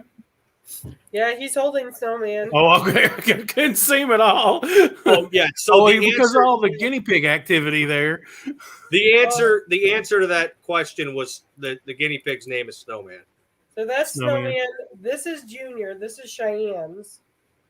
And This then is our we got- daughter's, yeah. And then we got Bandit. Bandit's an asshole. Every time I At pick least him up, you I say, know. Bandit, you'll wreck us. And he really is. He really is. Wait. Yeah, wait. My aunt had guinea pigs for, I don't know, 6 or 8 months. She was taking care of them for somebody else. This is They're Teddy. amazingly agile for an animal of their girth. I had no intention of ever having a guinea pig in my life, but when I met her and she moved in with me, she had one named Daly, and for some reason he grabbed my heart, and then next thing you know, he passed, and we had one. Then you had 4. We had 2 in total, and then when he passed, we had 1, and she was really sad. So I was like, and I found 2 more. and then we needed another one, and it was like, what the hell just happened? Well, what it was is, so Cheyenne had hers still, and after Daly passed, I was like, well, it might be too soon, whatever. But then I saw one at the pet store that looked just like him, and I wanted to get it, and then I didn't. So then he surprised me with this one and the one that Bob has. And then we were like, well, that's not fair. Bob needs a guinea pig now, too. I really do consider myself very lucky. Yes, Nick.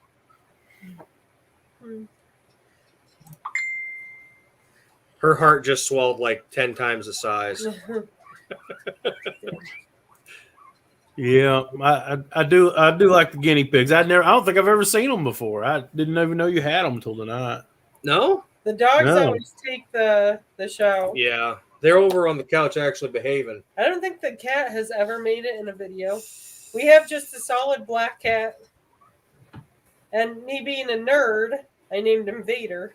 Because he came he came from the Humane Society with the name Eclipse. And I'm like, that reminds me of a crappy car. So I'm going to name him something. Hey, easy now. Those Sorry. turbo all-wheel drive Eclipses were pretty good. I don't know. They weren't pretty, but they were good. They were, maybe that's what it was. Oh, yeah. Destroyer, awesome dude. Rich, awesome dude. I don't think I can have anything bad to say about anybody that's within this community. I really don't. I don't know. Wasted. I keep telling him he's got to get pistachio butter.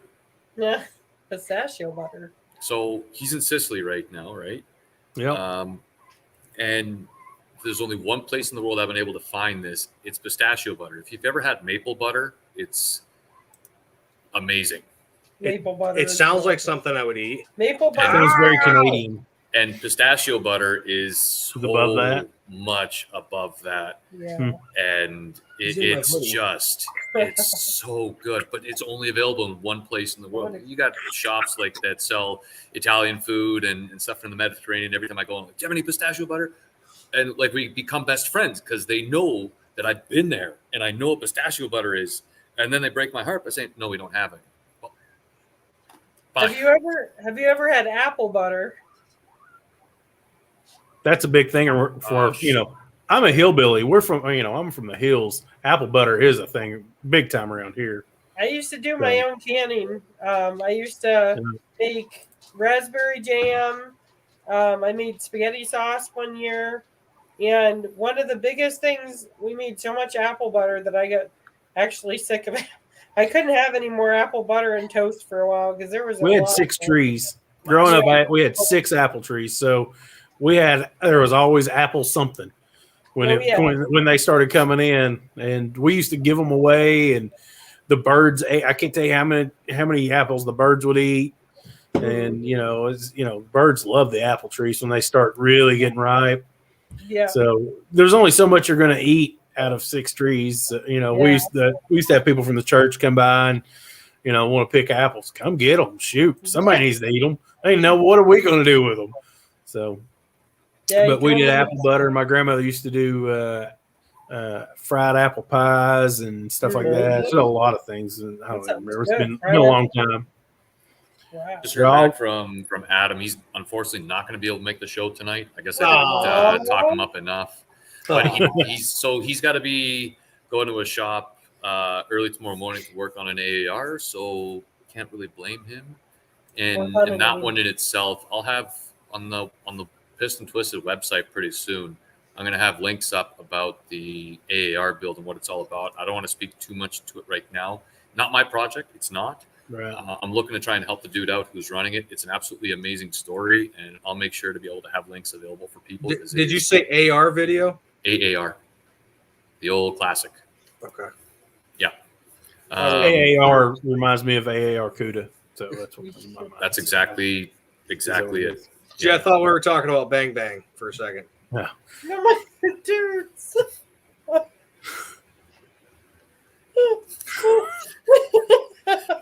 Yep, that's different, dudes. It's not what we're doing. My ear. Yeah, my ear.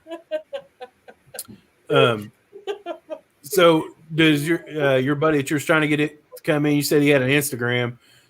What's his Instagram handle? Did you drop that? No, you should drop not that in yet. the comments. I'm sure I'm a just lot of gonna people would like to check out his stuff. Grab I it mean. right now. So if Unless you want to search, just put it through the private chat, and I'll. No, I can't. Send his Instagram to me on Instagram, and I'll put it in there. I don't know. I suppose I can give you a wrench. You said, how do you do that? I do not know. I think I've done it before. I mean, I've done. This is as far as I've came with the turkey channel or whatever, it's duck channel, whatever it's called. StreamYard. Guess maybe I don't know. I was just going to ask Adam if he doesn't mind first, because it is his stuff, right? Right. Yeah. You're pissing him off. I know. He's a good friend. I don't want to. He's good people. Oh no, I was saying she's pissing off my guinea pig. Oh, okay. They make these noises like wow. It's like a Jake break. It's like a Jake break. It's I'm right. serious. You're right. I know you are. My aunt only had the one that she took care of for somebody, but they're very loving animals, and I would have never thought that about a guinea pig. I've had many rodents, and I have to say they've never disappointed. I've had rabbits aren't technically a rodent if you want to get scientific, but because they're a lagomorph, because they have 4 incisors instead of 2. You way above my. I'm a geek, but so I not counting rabbits. I've had rats, and they were actually very loving, except for one I adopted. I think she was abused because she was pretty rotten. So the one but you I cut kept in it. half? That's not the one I cut. I didn't cut one in half. There's a story about a guinea pig running under my recliner when I went to sit down, and it chopped it in half, and no one's let me forget it. But so I've had rats. I've had guinea pigs. I think that's about it. Well, I had gerbils at one point. Just sent you the. Sorry. No, go ahead. Just sent you the link there, Junkers. I was going to say the most exotic pet I've ever had is a scorpion. Yeah, it's this one, right? Yes. Oh, okay. There we go. I was going to say, you sent me one a couple minutes ago. Yeah, that was to an individual post. That's to the page itself. But if you were to give you a good idea of his skill sets, are you able to bring up his page? You know, if that's all right, maybe I can. Please. Make it sound like I owe the guy money or something. If you want to bring it up, he's going to take my thumbs, man. I need these things. I need this to happen. Right? Okay, hold on. I got to do this stuff again, guys.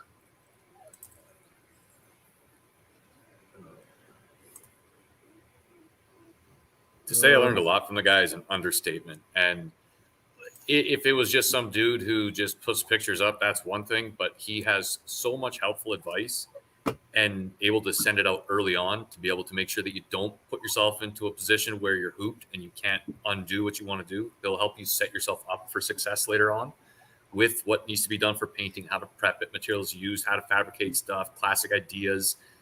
So the very first picture, top left, that is a visor piece off of a helmet. So he's painted all that, including the rust spots.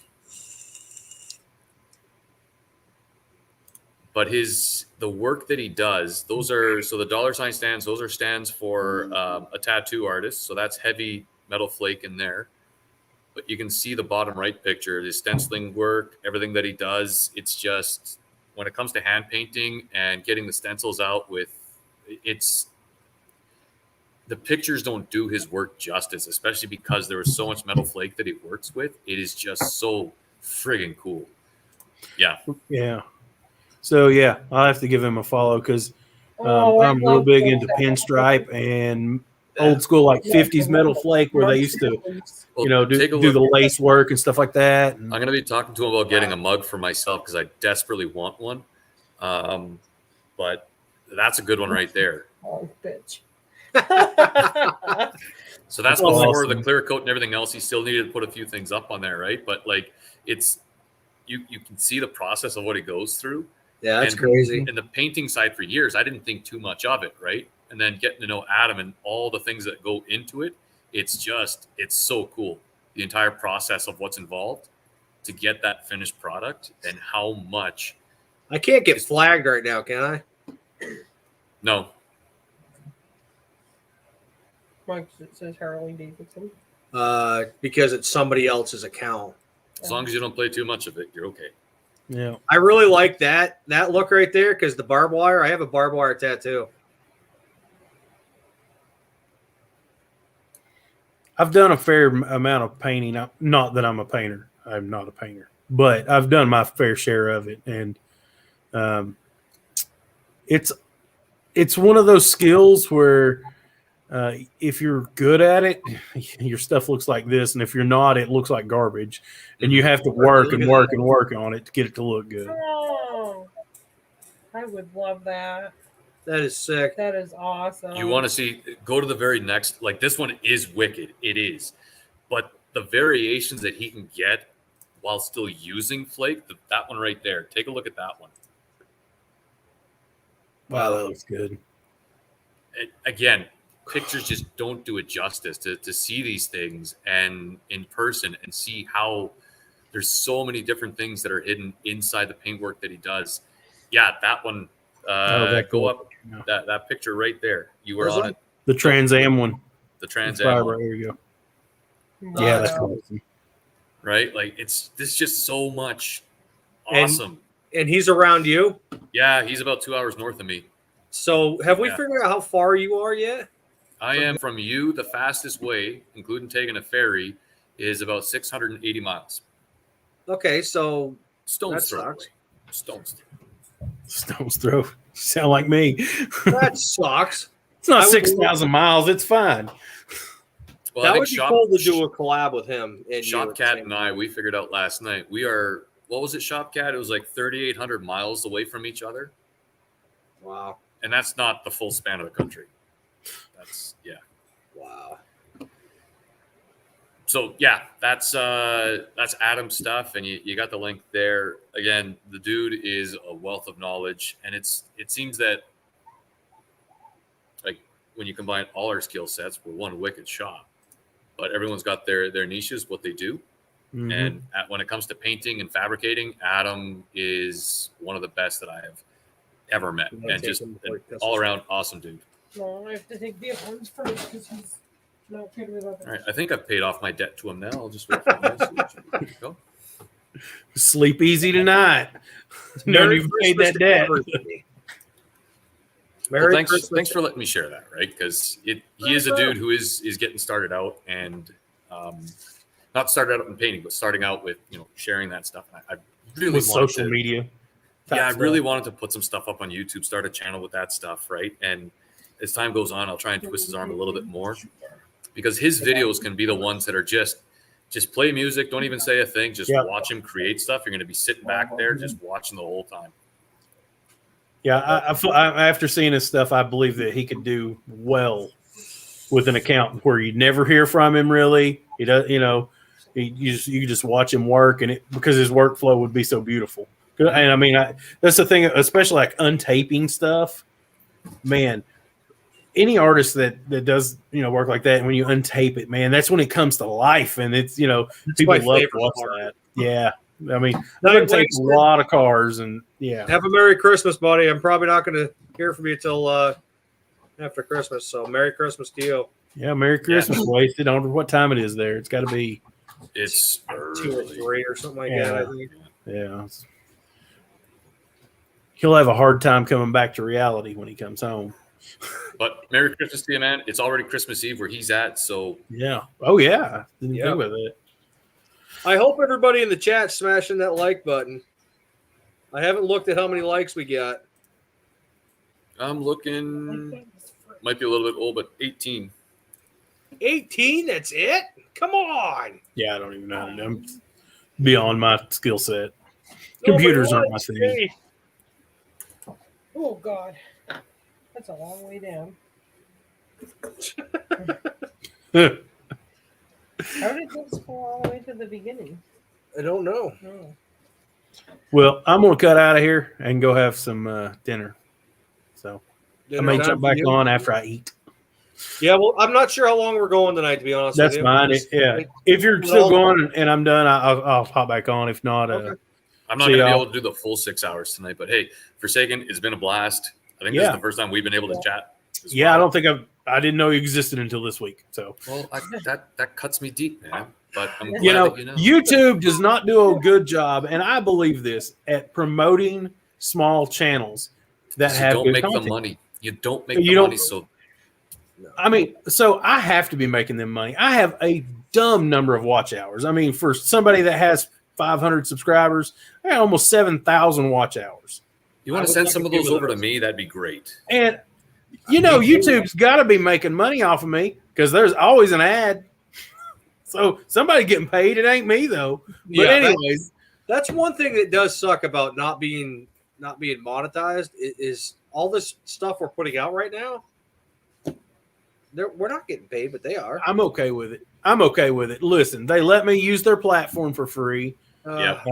You know, and they continuously bring more and more people on to watch my stuff. I mean, you know, and it's at the growth rate it's going. I'm fine with that, you know. But it's just I just know that I see my watch hours and I'm like, well, somebody's getting paid. My videos are long, and you know, sometimes I know they shove in at least 4 commercials in there, so somebody getting paid. It just ain't me. But anyways, thanks for having me on, and we'll do this again. It's good to meet you, Piston. Merry Christmas to everybody in the chat too. See you, Junkers. Thanks. See you later, buddy. Merry Christmas. Merry Christmas. Yeah, the only thing that I was really hoping to be at the 1,000 for around Christmas time, so I could do what everybody else is doing is the donations. I would love to find something to get donations for and help out, you know, especially around the holidays. It just kind of stinks that I'm not exactly able to do that right now. But well, when did you really start pushing your channel? Like when would you say you became a full-on YouTuber?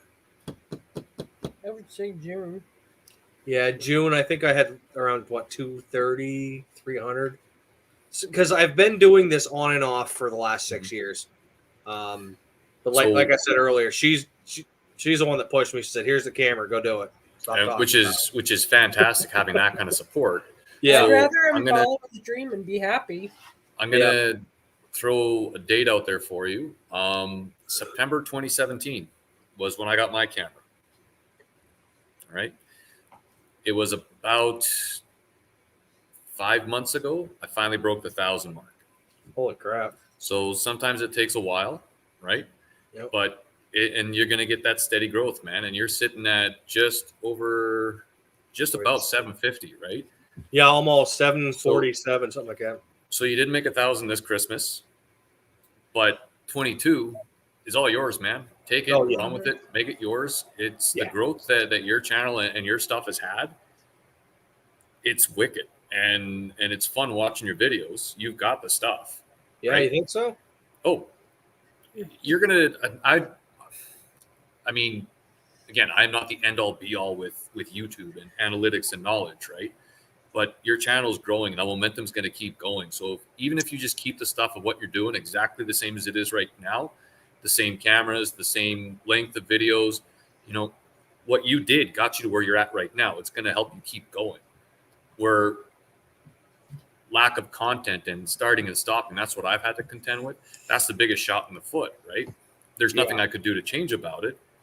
But with what you're doing, I don't think there's any reason why by the end of 2022, you're not sitting at, you know, over 1,000, closer to 1,500. Just keep that momentum going. And that's just. I appreciate that. I mean, people told me over the years to just record the stuff you're doing because it's interesting. And it's like, I don't find it as interesting as what other people do. Probably because I've done a bunch of it and it's just me. But so I had a guy here probably 2 years ago. I picked up a Jeep Grand Cherokee Limited for cheap money. And I I stripped for what I wanted out of it, and they show up with a U-Haul trailer. These guys are so green behind it. You know, they don't know anything about anything. And they're like, well, how are we going to get this on the trailer? I said, I got a plow truck. They said, get a plow truck? What do you mean? I'm like, oh, well, get in the Jeep and I'll show you. So I shoved the thing on the trailer, and those two were like the biggest fans that I've ever had in my life. And I'm like, all I did was use a plow truck to load a car. They're like, it's never been done as far as we've seen it. And it's like, what? Hey, it's really strange. So it's kind of like, what? For the one thing that I will say that was probably the worst advice I ever was given was, if you want subscribers early on, you have to put up different content. That is a load of crap. Okay. If you look up how to do brakes, there are hundreds of videos out there on how to do various brake jobs. Some are good, some are not. I'll just speak to the brake one because this was the discussion I had with a couple guys a night ago, right? If you go out of your way to be something completely different, there are over 1 million people who are putting videos out on YouTube. Original doesn't exist anymore. Yeah. Where you're going to be different is quality and not talking down to your audience and being consistent with what you're putting out, right? Those people that have subscribed to you, if you want to lose them, change what you've done. Yeah.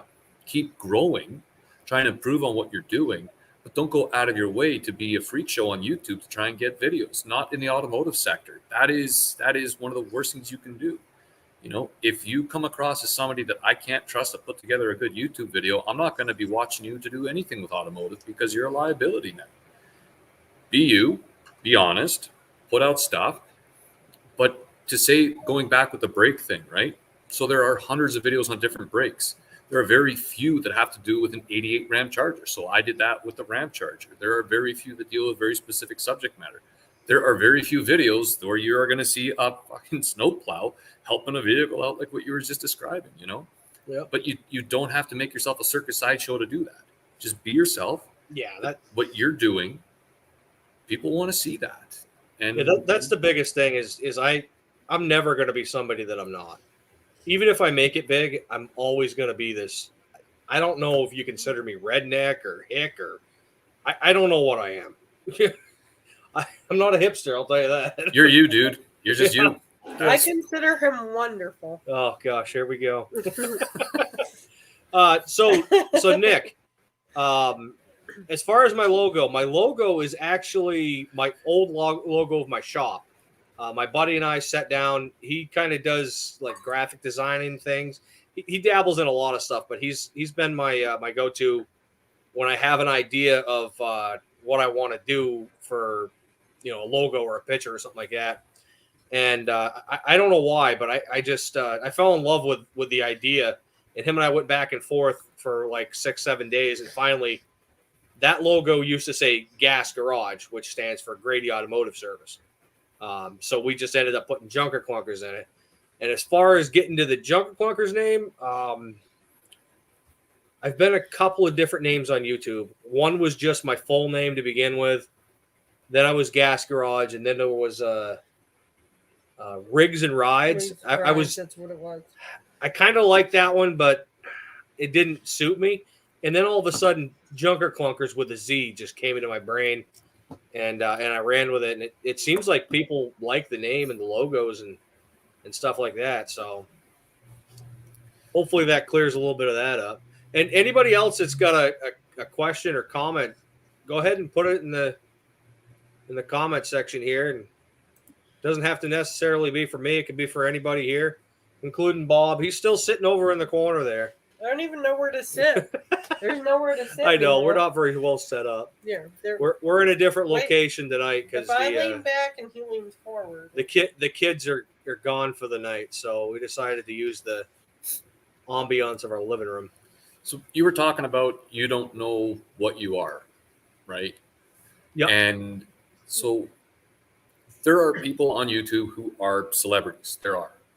Absolutely. Right? There are people who in the automotive side of the house, they have made a name for themselves and they are a household name, either because they're entertaining or because the wealth of knowledge that they have. Like I look at Muscle Car Solutions. That dude, the stuff that he puts out and what he's able to share is incredible. he has that knowledge base, right? There are a lot of channels like that. But the majority of people, the large majority of people who subscribe to those channels are regular old folks, regular people, right? And if you can draw a connection with who is on the screen, the person watching it says, hey, I can relate to that person.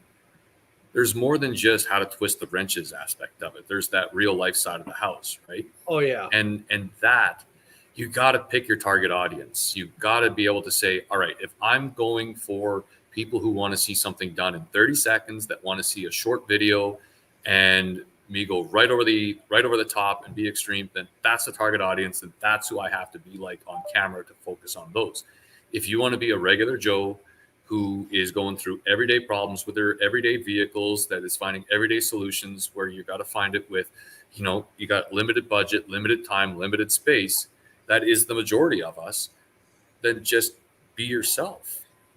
And what I'm trying to say is, if you try and go at YouTube early on and make a big bang with it, it's the chances of that happening, unless it's a really bad viral video that catches on fire, right? Watch your jackets, watch your heaters kind of thing. I won't click it again. Okay. But the growth that you're going to have is going to be a genuine growth, because if you try and do something that you are not naturally comfortable with, you can't keep that up. You're going to be exhausted by it. But if you can just be yourself on camera, people are going to be coming back. But the important thing is they're going to be staying. Right. Your subscriber base is going to be staying. And that's one thing I am so grateful for with the people that have subscribed to my channel, is it's been steady growth. It's slow, but it is steady growth. And I'm able to put stuff out that, with the audience and the people commenting and the interactions, they're genuine. They are things that I don't have to pretend that I'm not somebody who I'm not. I'm me. And the people in the audience who are watching, they're very much just regular old folks, just like us, right? And we just, it grows on its own. I don't know if you've ever seen any restoration videos, but Rev, this guy, we found him a couple of years back. Absolutely love every single video that he's ever put out. I'm talking to him on Instagram. I tried to get him to come on, but he's busy like everybody else this time of year. He's an actual reverend. I'm not sure if you're aware of that. So I am just finding his channel right now, and he's got a brand new follower. I'm going to check out some of his videos after the show's done tonight. You're going to fall in love with the guy. I mean, everything about it is just... He's always so positive, too. Even when something goes terribly wrong, that guy has never said a sour word. Yeah, the main characters are him and his father, and then he's got his wife and their new pup. Those are the basic main characters. You see his mother in there from time to time. Mm-hmm. But he's just a wholesome, really good guy, and awesome.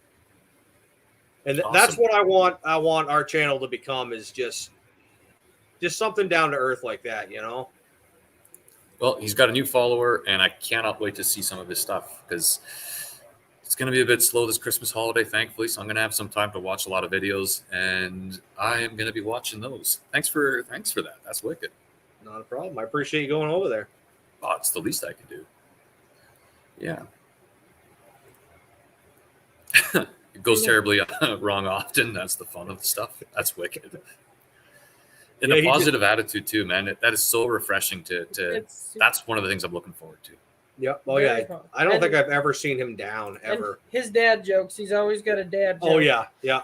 Yeah. We sent him a little gift. I don't know, Rev. It doesn't look like it's going to get there till next week. So I'm sorry.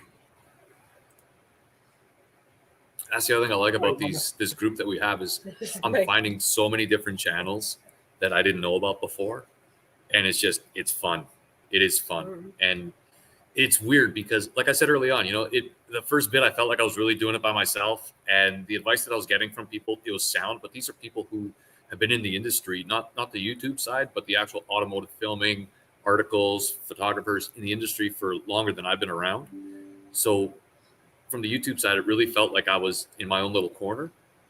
And now, as I'm getting to know more and more people, more channels, all right, this is pretty cool. This is a really wicked community. This is awesome.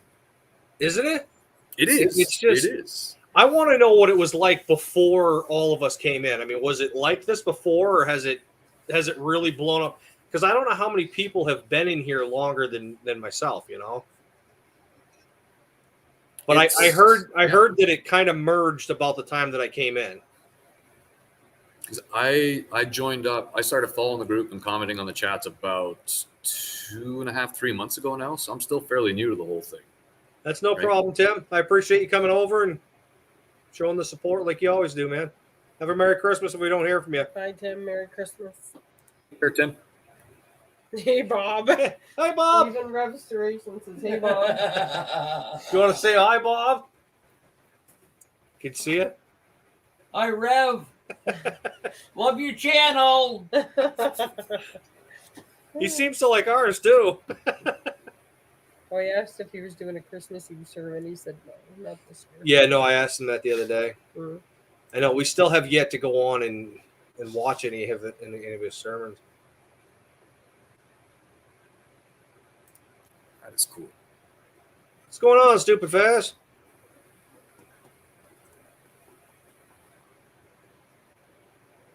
Stupid Fast is like, that's another channel I'm glad that I came across.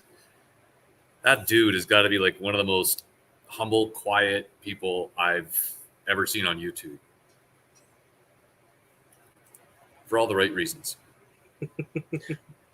Got to try and get him in here. Mm. Sure. Which one? Stupid Fast? Yeah, send him a link if you want. Okay. So I'm just going to be a little bit distracted here for a bit. Yeah. Yeah, I'll do a spoiler alert for Piston there. Piston. Piston. So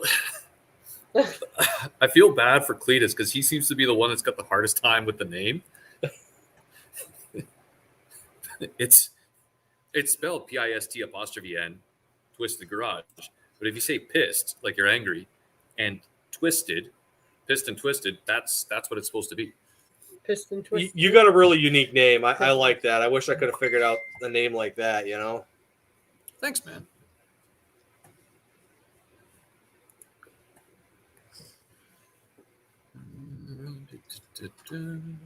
Almost there.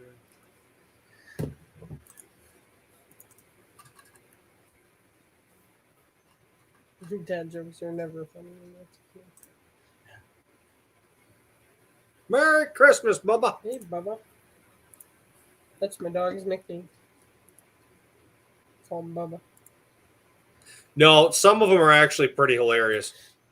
And I think it's the way that he comes across and says the punchline. Yeah. I got to say, the chat has been crazy tonight. I haven't been able to keep up with it. So everybody gets the boring just looking at me while we go through the chat face right now. So he can't come on right now, but I did send him a link just in case he gets a chance later on. Okay. Yeah, I know. Everybody's pretty busy this time of year. I wasn't too sure. I'm surprised we have this many people in the chat, to be honest with you. I don't understand why people are busy. It's not like it's Christmas or something. I know. Right? Jeez. He says, thanks, Bob. Merry Christmas, friend. Oh. Somebody famous talk to me. Yeah, the first time we had Rev on, that was my first live, I think. And I was a little starstruck because, you know, we've gone all this time watching him on TV. And then you finally get to talk to him face to face, and it's like, oh, this is really cool. It's funny because you see people like it's just a circle because I'm sure there's people that are fans of him, but I mean, we see people and they're just everyday people on the YouTube, but then we see them and we're just like, oh my goodness, we're not worthy.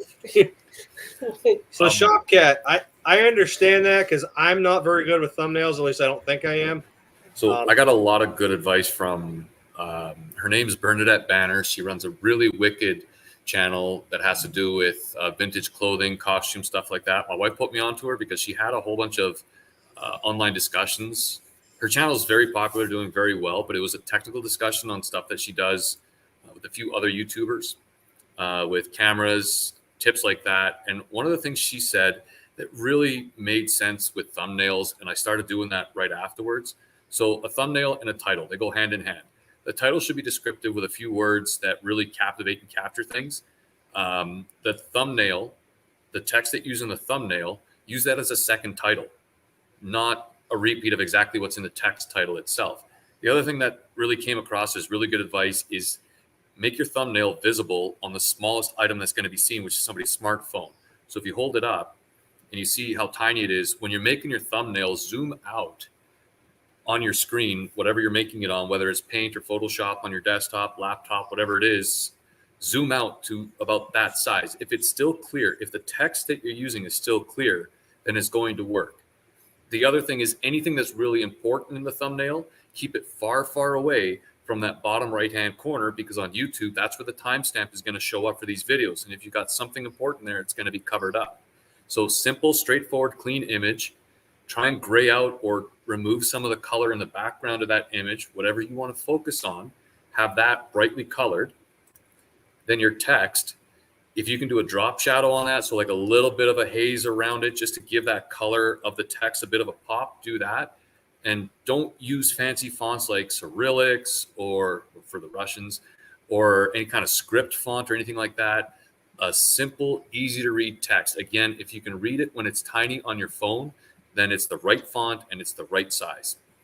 Those few tips that she gave, as soon as I saw that, I went right across, changed my thumbnails on some of the videos just to see if it would make a difference. And it did. The analytics showed that pretty much from the day that I changed those thumbnails, that the click-through rates, the viewership of it, everything else, just to get people into the video, it worked. And so I've stuck with that format ever since. Can I be honest with you? Yeah, man. I don't look at analytics really. I look at the views and my watch time. But when I say the analytics for that one, that was just to see if it made a difference with the thumbnails, right? Yeah. And it did. It definitely did make a difference. And just a heads up, I do believe that Wasted Talent will be on Saturday. Dudes, tell me if that's true or not. I'm not sure, but that's usually their night, so I don't know if they're doing it or not. Have a good one, Rev. Merry Christmas. Bye, Rev. Bye, Dad. Did you Merry Christmas, Rev. I said Mev. Mev? I don't know. I'm so starstruck. Still? Chef Shade Tree. And yeah, like Stupid Fast said, consistency in your thumbnails. I'm able to go through, you open up YouTube and you scroll through. I can pick out what channel is what based on that style of thumbnail. It's huge. It's huge because that's the first impression for every video is the thumbnail for it, right? Yeah, at least having a thumbnail does help. I know when I learned how to do them, it was like I had to go back and put them on a bunch of it. I didn't put them on every video, but I put them on quite a few ones way back. Mm-hmm. They're going to try and be on Saturday night. What time, dudes? Oh, Renegade's leaving? Did I miss that? I didn't know. Where did it say Renegade was leaving? It just says, I'm good. Those are good tips. That's all. Well, if Renegade's leaving, then Merry Christmas. I didn't see him say he was leaving.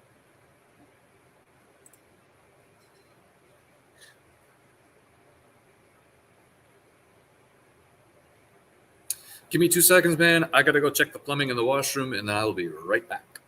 All right. Hey, man, three extra large cups of coffee. Hey, where did you get those clothes? At the toilet store? Yeah. And? Hold on. I don't know if I have a... I'll be right back. I don't know if I have a response to that. I got to go, man. I don't know. I don't know. You'll shoot your eye out, kid.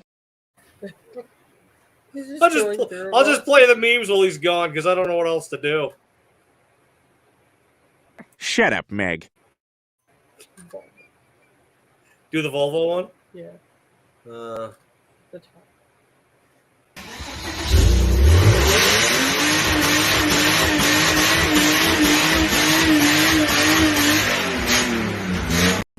Thanks, Cletus. That's what I was thinking.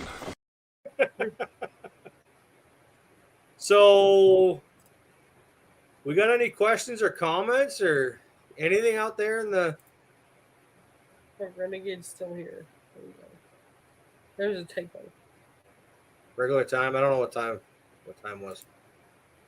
No, I'm still here. Well, didn't somebody say? I don't know. No, Dudes with Wrenches were saying that he would be on for regular time on Christmas. Good to know you're still here. Somebody said you were leaving. Hello, Adam Benwell, guy I barely know. Not true. Mm-hmm. That's one of my buddies. My real life buddies.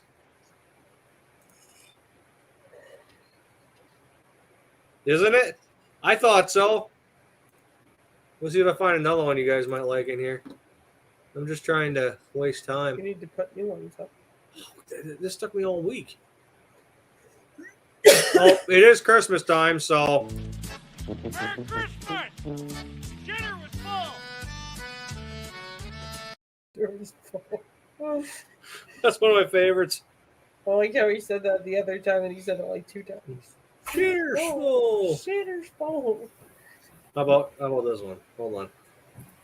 We'll wait for him to get here so he can see it. Zapatero, ¿qué opina usted del gobierno de Zapatero? Pues igual que yo. ¿Y qué opina usted? ¿Qué opina usted? ¿Qué opina usted del gobierno canario? ¿Y de los ayuntamientos de la isla? Thanks. He's just not impressed with any of these. I want to know what kind of I think I've got a very dry sense of humor. Goes well with that dry personality of mine. So You are a smelly pirate hooker. I've already established that yes, I am. I'm sorry, I repeat myself. I do as well. I get on a soapbox and I stand there and I say the same thing using different words. And then I realize everyone's looking at me saying, would you just shut up already? Anyway, where was I? Soapboxing. So tips for YouTube and how to make videos and things like that, I think is one of the most underrated conversations to have. But what's cool about the community that we're in is everybody is willing to help out with what they've had, what works for them, along with advice like, hey, don't worry about the thumbs up or thumbs down. If somebody gives you a dislike, they're still helping towards getting your channel or your video viewer interaction, whether they like it or not. The CP comment or CP's comment about trolls, they're some of the best ones because they're probably going to watch more through your video than most other people would on average. And if they're writing something in the comment section, YouTube doesn't care what they write, so long as it's not inappropriate, it's still viewer interaction. So those silver linings where you don't have to worry about it being a negative because whether they like it or not, it's a positive. Those kind of things. It's pretty cool because stuff that we don't know about, because it seems to be that YouTube is this voodoo magic thing between the analytics and what gets seen and what doesn't get seen. Yeah.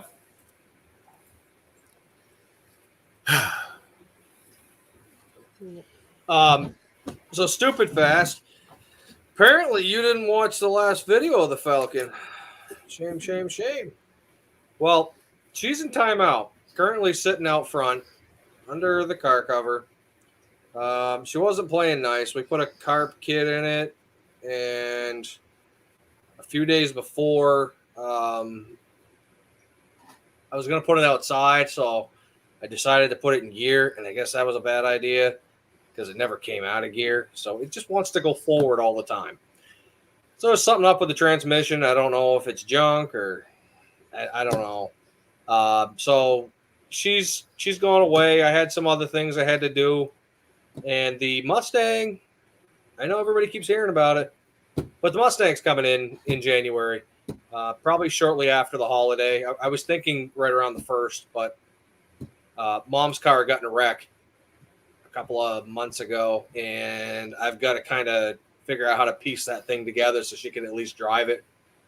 Because right now they're just driving my stepdad's truck, and actually that's got to come in. I'll probably do a video on that. I got to replace the whole front end steering components and the shackle mounts and all that crap. That's a 98 F-150, so I'll probably do a video on that. and then Mom's car, and then maybe Brittany's lift. Maybe. There shouldn't be a maybe. Maybe. She has a Renegade, so I don't know. You know, but you've already spiced it up.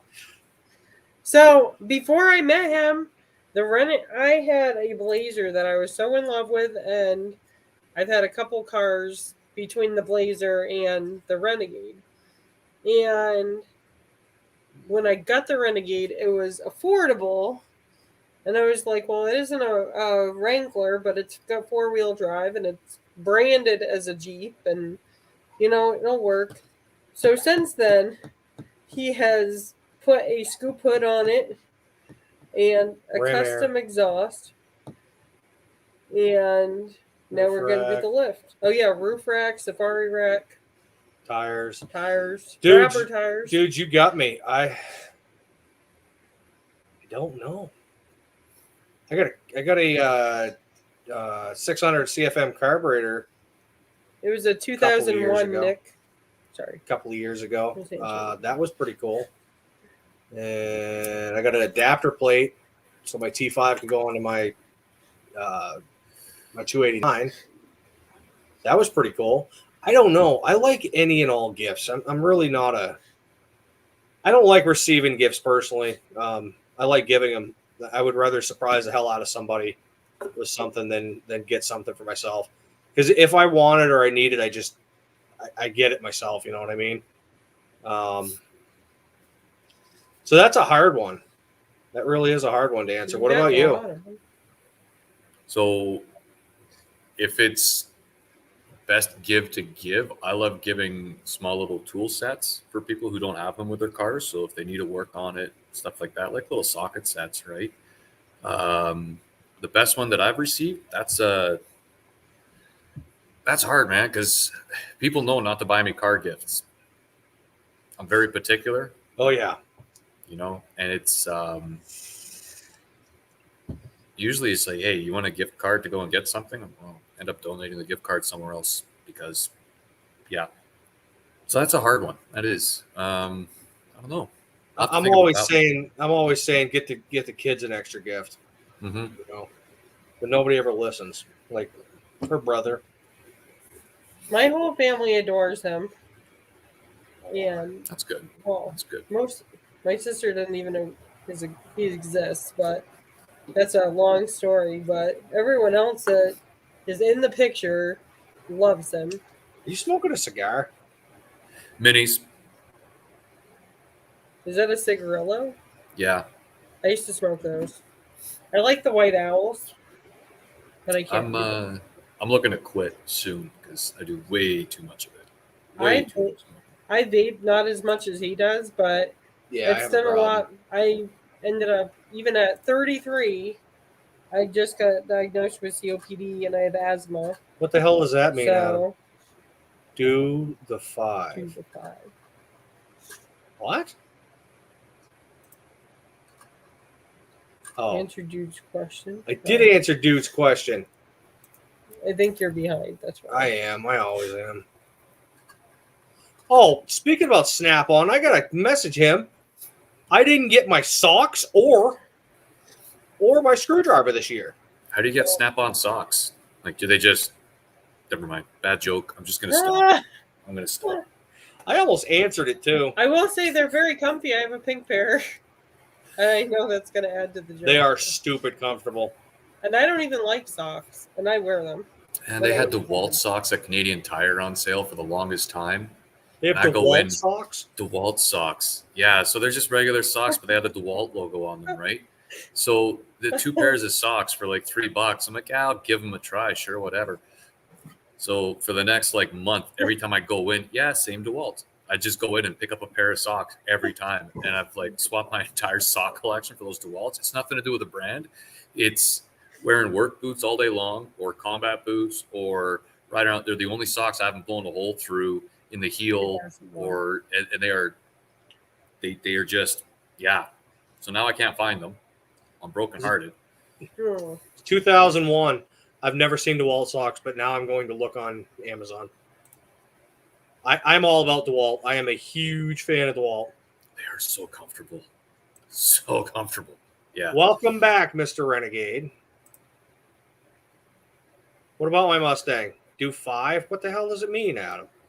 Maybe you think was your Mustang a gift? Do the 5? No, Mustang wasn't a gift. Oh, I don't know. Well, it was a gift to myself for my birthday many years ago.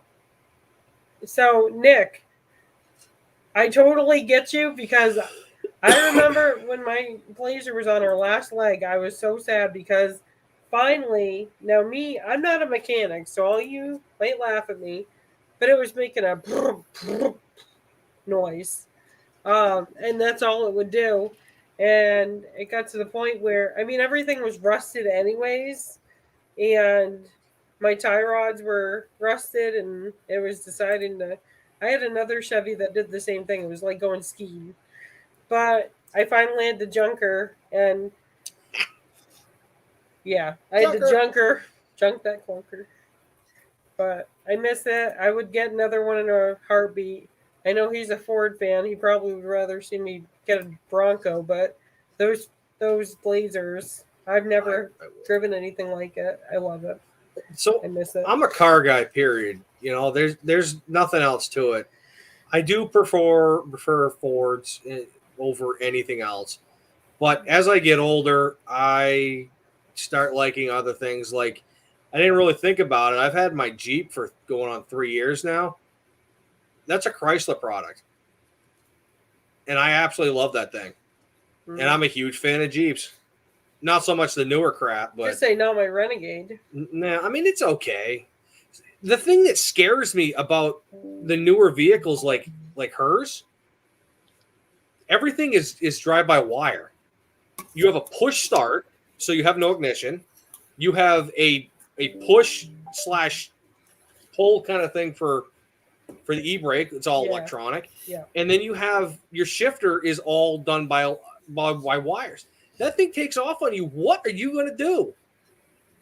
So I was always curious about that electronic parking brake, right? Now, so we've got a Volt. The interior layout is absolute horseshit. I honestly think that whoever designed the interior of those Volts was trying to get fired because it is absolutely just garbage.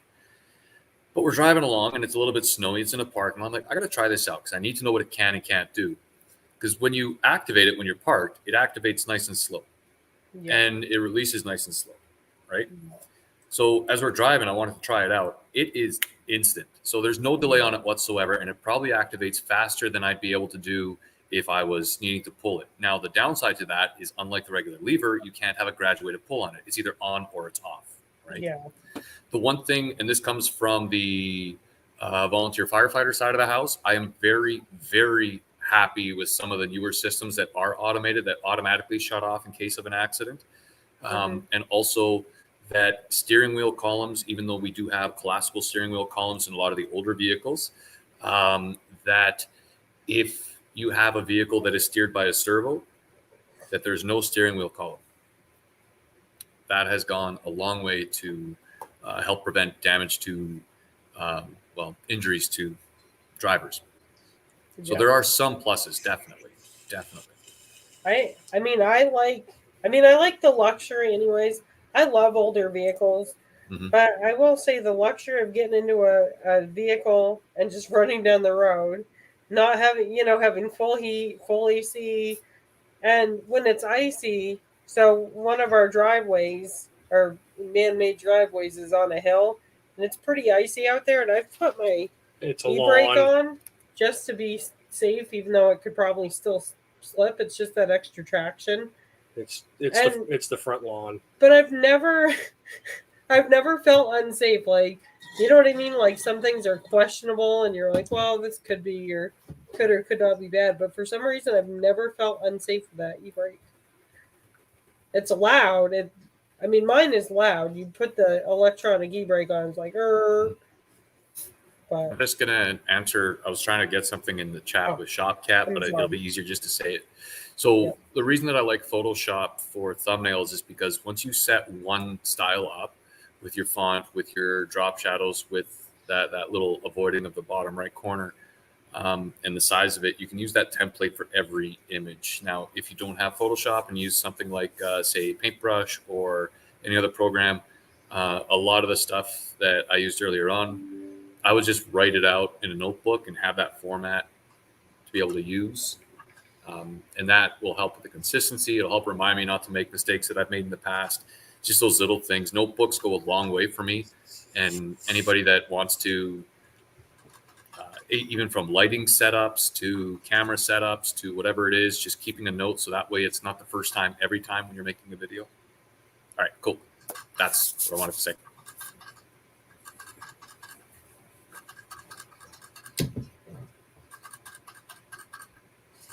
What's that sound? Guinea pig Oh, drinking. the guinea pig's drinking. Okay. This All right. mic, is that good? It's good. It's good. This is a new computer to me. It's an older MSI. I was renting the other one I have, and I found this one for cheap money. And we're gonna build it a little bit, but this is kind of just its first test drive of doing a live. Except for last night, I was on with it last night for a couple minutes. I don't know if I'm gonna make it. We got to get her a chair. Okay. I'm getting old. I'm already fat, but I'm gonna get. Oh, stop. Where you going? So all the advice though that I'm giving, I want people to also know, like,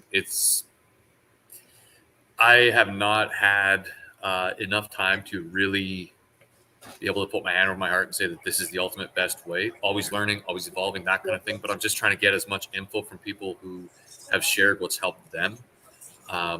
So take it with a grain of salt with what I'm saying. I've noticed it has helped me out. And that's why I'm sharing it here. It's not trying to sit here and make it sound like I'm the king of YouTube. That's not the case in any way, shape, or form. Still a lot to learn about this whole thing. Yeah, but it doesn't hurt to share out what you already do know. And everybody's got to keep in mind, because it worked for you doesn't mean it's going to work for them too. Exactly. Yeah. You know? Yeah. So what is everybody doing for the holidays? Is you got family coming over? You got going to families' houses? You not doing anything? That'd be cool to see in the chat. While we're waiting for the answers in the chat, on our end, we're actually going to do something different this year. We are going to take it easy and not do anything. Just relax. We've been going through a lot of home renos. We've been doing a lot of things that have taken up a lot of time, and they're exhausting. So this year, tomorrow for Christmas Eve, we just restored the old fireplace in the house. So we're going to be sitting in front of the fireplace, relaxing, listening to music, probably not Christmas music. And that's it. That's all we have planned for Christmas Eve. And for Christmas Day, when we wake up. Probably have pancakes for breakfast, because I friggin' love pancakes. And yeah, that's it. We're going to have a pretty low-key Christmas out here. Do you have kids? No. Lucky. No, I'm just kidding. I will say that now that my kids are getting older, I kind of miss them being younger. Everybody said that was going to happen, and I'm actually to that point where I got empty nest syndrome with one of them. He's 18 and gone.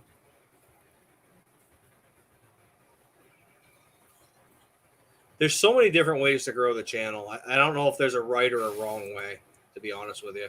Yeah, I was just writing back to that comment. People are going to find something that's different than the norm to stand out, like just thumbnails, for example. So the format right now, once everybody starts making the same format, if you don't evolve to make yourself stand out from them, then you're just going to fall back into the wayside there. So I think that's the biggest thing, and I like that Shopcat mentioned that. There isn't a single way, and it will continually be evolving. So as long as you're evolving with it, you try and keep up with that and try and stay ahead of the game. If you're trying to get those things done, then that's great. If you just dig your head in the sand and say, "Okay, this is how I'm doing it. That's it," and I'm not going to change the way I'm going at it anymore, even that, I'm speculating and saying, well, it may or may not harm you. Yeah, I should just stop talking and start smoking. We'll do that. Uh-huh. Smoking what? Questions you don't want answers to? No, just I don't really. Cigarillos. Was that stuff legal up there yet? It is. It's been legal for a bit. Yep. So it's legal 100%? Yeah. What's your law? Can you grow it yourself too? 5 plants. In Nova Scotia, I'll speak to what I know. In Nova Scotia, you can have 5 plants. You can purchase it anywhere. Trafficking will get you in a world of trouble just the same, right? But yeah, you're not going to be... Where we're having issues right now is with some employment, right? Where just like alcohol, you can't be intoxicated with anything while you're doing your job. So for example, like my job, there's a certain amount of time, certain amount of days that you can't smoke it between activities, right? So you've got to stay within those limitations. But yeah, there's no legal issues. If you just smoke it recreationally, there's no problems. So Shopcat, he's just had another kid. Oh, congratulations, Shopcat. That's really cool. That's really cool. So he gets one more chance to have the little ones. That's awesome. I guess I get sentimental when I start thinking about it. You know, I feel like I'm too old to do it again. What's going on, man? I don't know what that was. You say that until it happens. Nah. Then you'll be like, oh. I don't know. I never got. Last time I did any of that stuff, I was 18, something like that. Are we talking pot or kids? You kind of just he's trying to change. Oh, dude, subject. I go from subject to subject, back to the subject, over to the other one. He doesn't like women talk for too long. Now wait a second. Don't label me. For me, like I've got a lot of back pain. I've had back injuries in the past. So the oils are great. Everybody. Smoking straight pot, it makes me, I'm one of the few who gets violently ill from it, like vomit, like drinking way too much. It's almost like alcohol poisoning. So I can't smoke it. I've never enjoyed it because of that, but I don't look down or look across at anybody like, you hooligans smoking that pot. I've been able to have CBD without THC, and the benefits that I've had with back pain and everything else that has helped out with is, yeah. I mean, so if I could, I would. We had a dog. His name was Jesco. He was a blue tick hound. Unfortunately, he was abused before I got him, and we have no idea any of the health issues he had before anything happened before. All we knew was that he was a dog that needed a place, and that's what we did. He developed seizures probably year 3 living with me, and they just got worse and worse and worse and worse. And then we found the CBD oil for dogs. He would be full on into a seizure, and I'd give this to him, and minutes later. Oh my gosh! What? That's because you moved. Oh my gosh! I knew it was going to happen tonight. I knew it. Are you all right, man? Like that was a pretty good bell ringer there. You okay? I hit my head all the time. I'm good. I don't even know how to Just a little tree. No, but he unfortunately the seizures took him. But you know, the medicine that stuff worked, and that was cheap. And we had full on hardcore meds for him too that just didn't do shit. I was blown away. There was a news article that they had come out a few years ago out of Europe. I think it was out of Holland. And it showed somebody who had regular seizures and how CBD oil, just the oil, not smoking pot, just the CBD oil, how quickly their seizures subsided and how much more control they had over their motor skills. And it was like flipping a light switch. And it really is. And when I take it, it is almost immediate, and it is such a huge help. The downside to that is right now our regulations here are still so fresh that, you know, yeah, you can smoke it, but there's no real delineation between CBD and THC levels. It's all pretty much one big group together thing. So if I go to work and I say, hey, I just had CBD oil, they don't care. Yeah. Like you. Well, there's you no had THC there's nothing bad in it. It really helped that dog, and Oh, it did. I'm telling you, it was crazy. he ended up having a grand mal. Yeah, he had a massive seizure. He never came out of, unfortunately. But and nothing would have helped him at that point. We were trying though, like we were on the phone with the vet, and I know it wasn't just me, but there were people that were trying to get him in the car, even though the vet said there's no point. Don't even bring him because he's not going to make it. Yeah, he was a big boy too. We're like trying. Me and someone else were like, "Come on, he was probably a 100-pound dog." Yeah. Yeah, but so now I'm going to become a meme, a Christmas meme, apparently. When Christmas trees attack. I don't care how crooked that is. That's staying there. I don't care. I'm going to go get some duct tape to the wall. It'll be good. I was going to bungee it, man. It looks straight in the video. Whatever. The damn thing's almost done its job. I got to say, it is the most pitiful tree I've ever had in this house. We go to the lot, 3 weeks ago now? Yeah. And they're like, oh, yeah, we got a perfect one for you. And I look at it, and I'm like, good joke. Where's the other trees? They're like, this is all we have left. You want like, what? Even the Griswold. Yeah, it's because we waited too late. It was the second week in December. Not even. It was the first week. You got to get them. You got to be like how we used to be and get them after Thanksgiving. No.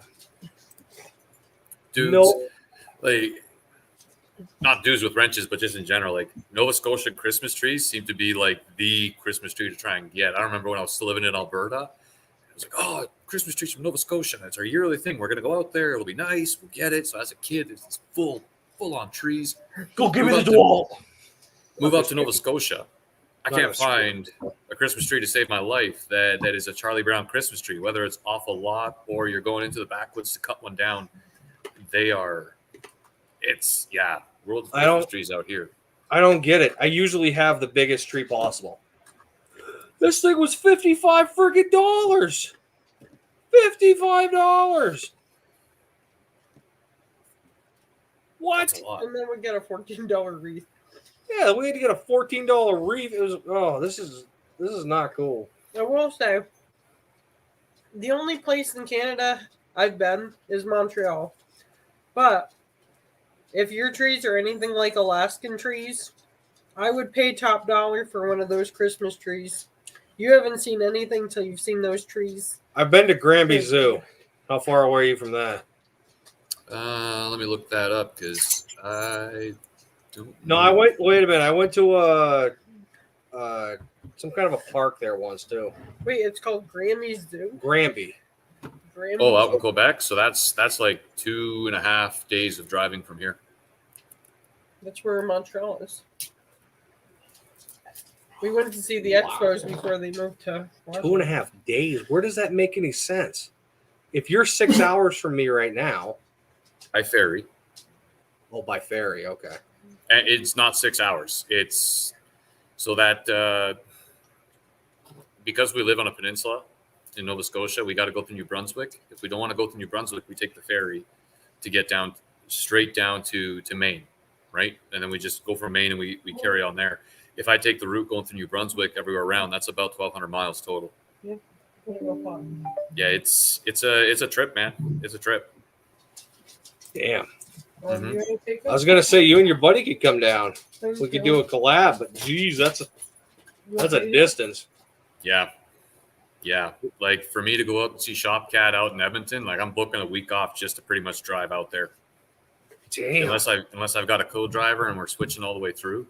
Yeah, it's a lot of highway miles. I can't find anybody that's close to me for I feel your pain, man. I feel your pain. It's really sad. You know, like I get along with all these guys.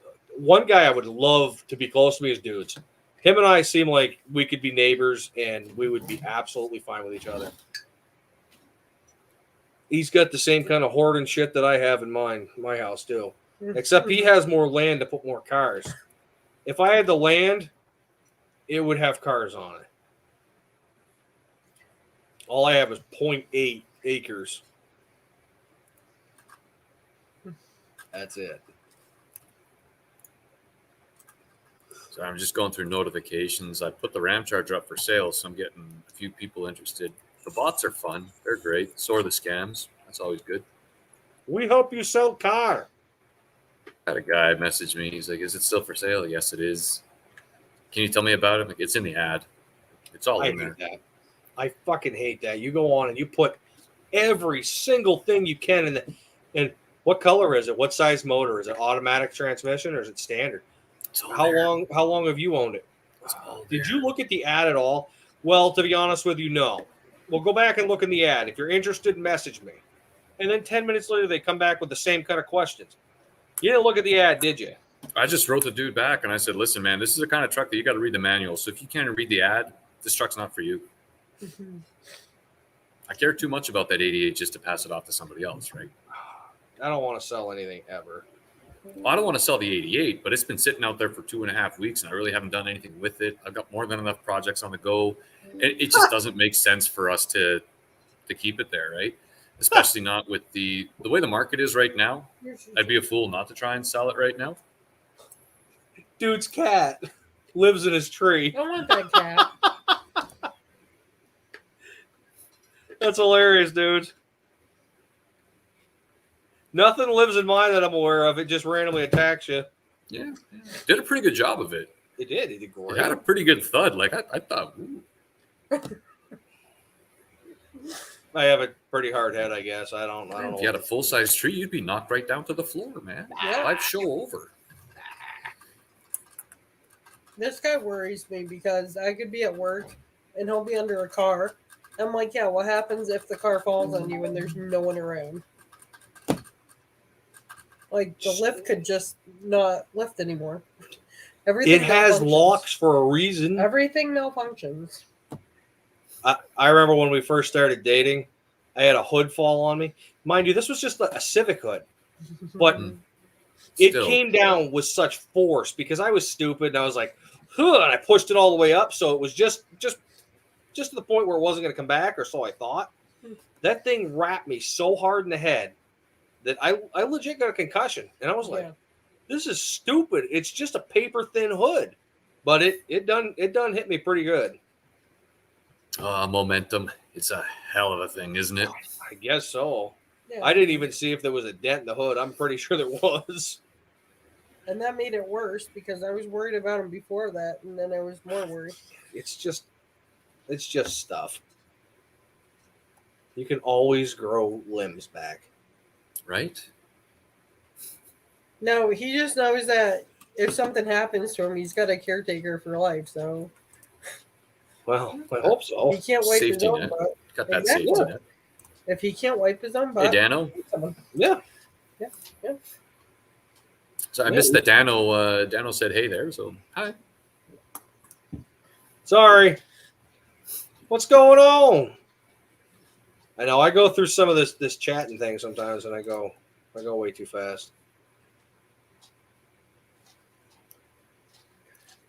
Coastal Auto. 14-hour drive, huh? Wow. Yeah. It's I don't know what's worse, driving through the Rockies where moving east to west, it's slow. You're driving a lot, but it's slow because you're snaking through the mountains, or driving through the prairies where you're driving straight, direct line, and yet you're not making any progress, it seems. Like driving 10 hours, and the most that you saw was a few grain elevators in a couple small towns. Definitely got to be the prairies, though, because there's not much to look at least in the Rockies. You can look around and be like, okay, there's scenery. That's awesome. And there's a lot more towns on the highways, it seems, there than in the middle of the prairies. Oh, wait a second. How's it going, man? My brain is gone. Christmas tree. You got Christmas tree, man. What's a Christmas tree? I'm looking at the name, and I'm like, I know this name. What do I know this name? What's going on? So who's Dano? Fill me in. Why don't he come on? Come on for 5 minutes. Introduce yourself. He's got a really cool channel. Yeah? Yeah. All right, there's another channel I got to check out. Yep. There's a bunch of channels all over the place. Snickers!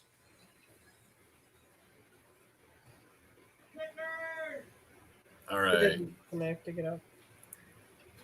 Perfect. All right, Dano, I'm following you now. So after I look at some of Rev's videos, I'm going to be checking out some of yours as well. Wicked. Is he listening? Trying to. Doesn't sound like it. I don't want him going out there. It's clear ice. Should probably go help him. Hey, man. Daisy. Brittany. What? Go help him. No, here he comes. Sorry, I didn't hear you the first time. I don't think that's his actual name on. Well, I looked up Dano 1493 there. It is the same picture. Okay. Thank you, Dad. Definitely a gearhead, that's for sure. Oh, there's so many gearheads in here. You can't keep up with the amount of gear. I'm surprised at how many people we got in the chat tonight. And I don't know, guys, are we being interesting at all? I'm just sitting here chatting. Well, if anybody wants to join in the chat, right? We got to see Christmas tree. Hi, Shelby. You want to come on and say hi to everybody? We got Shelby and Bella. And Bella, too. Hi, Bella. Hi, Bella. You want to come say hi to everybody? Come up and say hi to everybody. Oh, no, don't eat the plastic. Hi, Bella. This is our youngest pup, Bella. Mm-hmm. She's a Catahoula leopard dog. Hi, baby girl. Hi, daddy girl. You say hi to everybody in the chat? You say hi? I know a lot of people already know you from your antics. If I could record everything you do, you would probably be the star of the show. Yeah. Where's Shelby? Shelby girl. Shelby. Snickers. They'll want to turn. Like it's been said tonight, probably it's the best time to go get a GoPro. I got the Hero 8. I love the damn thing. The mic is great. The camera quality is great. The Hero 8 is what I use. I don't know about you, but I get the tempered screen protectors quite a lot. I buy quite a few of them. Yeah. I've never broken a screen, but I've broken those like they're going out of style. But So I mean, I drop mine all the time. So with the Hero 8, you got to be careful with that because the lens piece is not detachable. So if you break that, the camera's got to go in for getting serviced, right? Yeah. So just be very, very cautious about scratching that or anything like that. That's I think like GoPros consistently be getting better and better and better. But man alive, that integrated lens design they had on the 8 was one of the biggest mistakes that they made. Yeah. I'm glad that they've gone away from that. They have gone away from it, which is good. But the stab system on the 8 it's impressive. It is absolutely, the stabilization on that is just amazing. Yeah, I absolutely love it. I wasn't sure. I was going to go with I think it was the 9 that had just come out. And it was only a little bit of more money. What are you doing on the table? Get off the table. This one's Snickers. This is the Howling dog. He's a puggable. He's a pluggable. He's a pug beagle. He's a pug beagle pit bull mix. We have a full-time job just keeping these dogs intact. Snickers, say hi. Say hi. Oh, do we want him barking? For 2 seconds. Yeah, but he won't stop because then they're all going to go. Yes, he will. If anybody wants to see what he can do, Howlin', just go back in my content. I have Howlin' videos of him. If Monster Rust was here, he would be making him go, though. Can you not eat plastic? Jeez and crackers. I need to clean up that light bulbs after. Come on, broken ornament. Shelby, you want to come say hi? Come on, Shelby. No. Shelby. Shelby, come on. Man, it's like a zoo around here. It really is. I better be. Hi, Daddy Babies. Hi, the babies. What you doing? You say hi to everybody on the camera system? Out there in the YouTube world? The YouTube.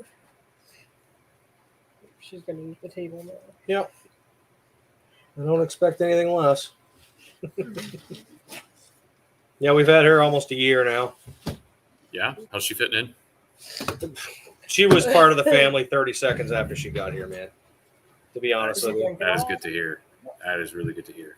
Yeah, we're animal people, if you can't tell. A little bit. No, Bella, don't eat ornaments. She's eating another one? She's kind of stupid, though. I mean, like, she's been eating the glass ornaments. She'll take the balls off the tree and she'll eat them. And it's like, no! You want to clean that up before we get to that food? I can't. The broom is over there. I can't reach it. Just sweep it up underneath something or something, please. Oh, what time we got coming up on? I think I'm going to cut it at 10. How does that sound to you? Sounds good. Well, it's just, so it'll just be about 11 o'clock here, which is cool because. Yeah. I mean, I got some wrapping to do with the old lady, I guess you'd call her. No, don't call her that. You're going to get a Christmas tree thrown at you this time. Yeah, whatever. I don't know, man. She's too calm-natured to throw something at me. On camera. Anytime. Wait, did you just call me calm-natured? Well, at least towards wanting to hurt me. And that's how the fight started. I couldn't want to hurt you. Calling me calm? What's that couldn't- supposed to mean? I'm just surprised because usually you call me crazy. Well, you are crazy, but it's two different kind of crazies. I will say, I could never throw something at him because even on days where he makes me mad, if something happens to him, I go right from being mad at him to forgetting about it and being like, "Don't you love me? Are you okay? Yeah, she's straight on crazy, guys. I'm crazy for him. That's awesome. That is awesome. Crazy for him. 22? How? Yeah. What are you feeding that dog? 22 years old. No offense, dude, but are you sure it's still alive? I have one of those dogs that we're not sure if it's still alive or not, but it just walks around every once in a while. Oh yeah, she's right here. She's right here. I don't even know. You guys can't see her, but she's a basset hound. yeah, she's terrifying. I'm scared of her. And she sleeps on my side of the bed, next to yes. On the floor next to my side of the bed. Excuse me. Hey, get off the counter. Easy. Easy. Yeah, you got no idea, man. I do a lot of editing on my channel. I got a blurry picture because she won't stay still. I don't know. That's her. She's Satan's dog. You can't pet her. You can't pick her up. I took her to the vet sedated, and she still tried to bite me. The vet thought I was crazy because I had her wrapped in a giant comforter, and she had all her meds, and she's still like trying to Stubborn old thing, eh? She is. Oh, she's just the Christmas pictures. Everyone's arguing on who has to hold her because no one wants to hold her. Because she's mean. So we got her. My son was turning 9, I think. He's 18 now. She was already like 4 or 5 when we got her. And that's another one of the dogs that we just don't know how old she actually is. Yeah. But she could be 22. My first basset hound, I was lucky to get 10 years out of. We're surpassing that, you know. She's a good dog, though. She loves us, but she just doesn't like much.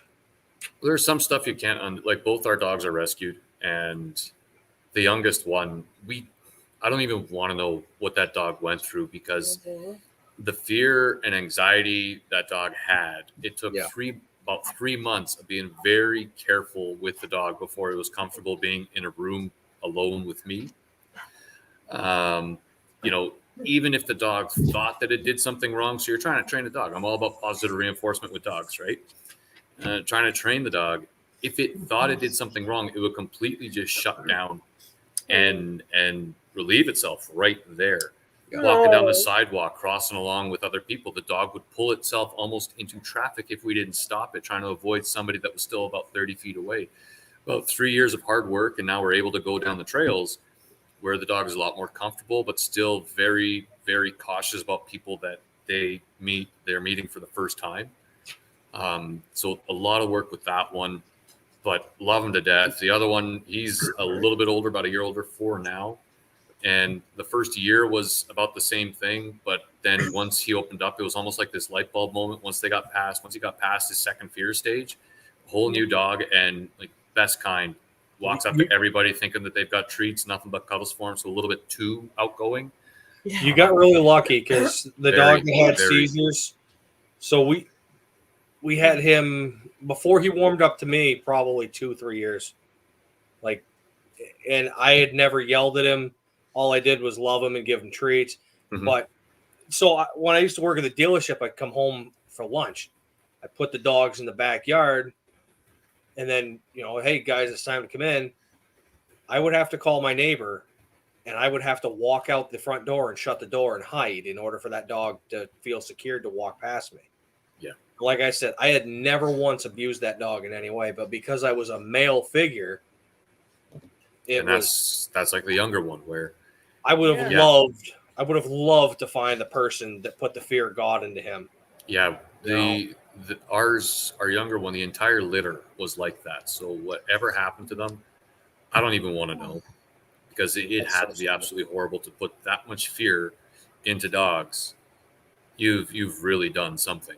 Yeah. How can someone do that to animals? Like, animals do nothing to us. Like, I know you get ones that bite and, they get aggressive, but they're just, you look into an animal and there's no way they don't have a soul. That's how much of an animal person I am. Yeah. I don't know if you can make that out. Yeah. But that was my best friend, Apollo. And that one still to this day, it's been going on 2 years? Been going on 2 years in May. I lost him, and it still feels like yesterday every time I see a picture. I can't even imagine my life without those two.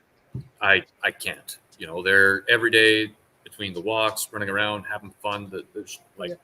They're awesome. Yep. Dogs are awesome. Yep.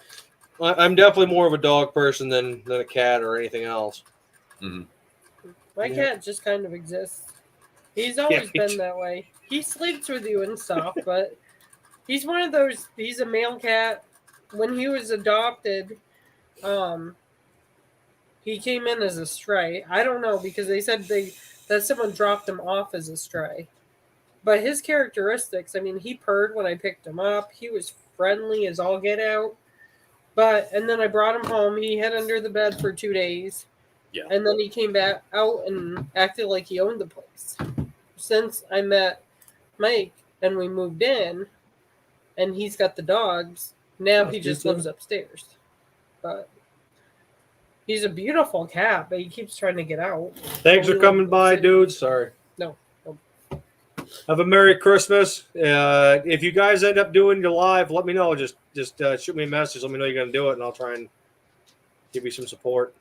I'm totally going to take this opportunity on your chat. So everybody that I've met here, it's been just over the last few months. Some of you tonight. Hey, Merry Christmas to you. Thanks for all your support. Thanks for the community that I am happy to say now that I'm a part of. And in case I don't get to talk with any of you before Christmas, and to the two of you, thanks for having me tonight. Thank you very much. Yeah, it's been awesome. I think with the YouTube side of the house, this group has been the best thing that's happened, not just this year, but period. It's wicked to be able to share stuff with like-minded folks and learn so many things along the way. So, hey, thank you, everybody, for everything that you're doing. Really appreciate you all. We appreciate you coming on and showing the support. And absolutely. I do these lives every week. Hopefully, it seems like it's growing actually pretty good. We've been we haven't gotten below 13 people in the chat all night. That's awesome. It's been right up there. So, and I feel like this is probably the chillest one we've had.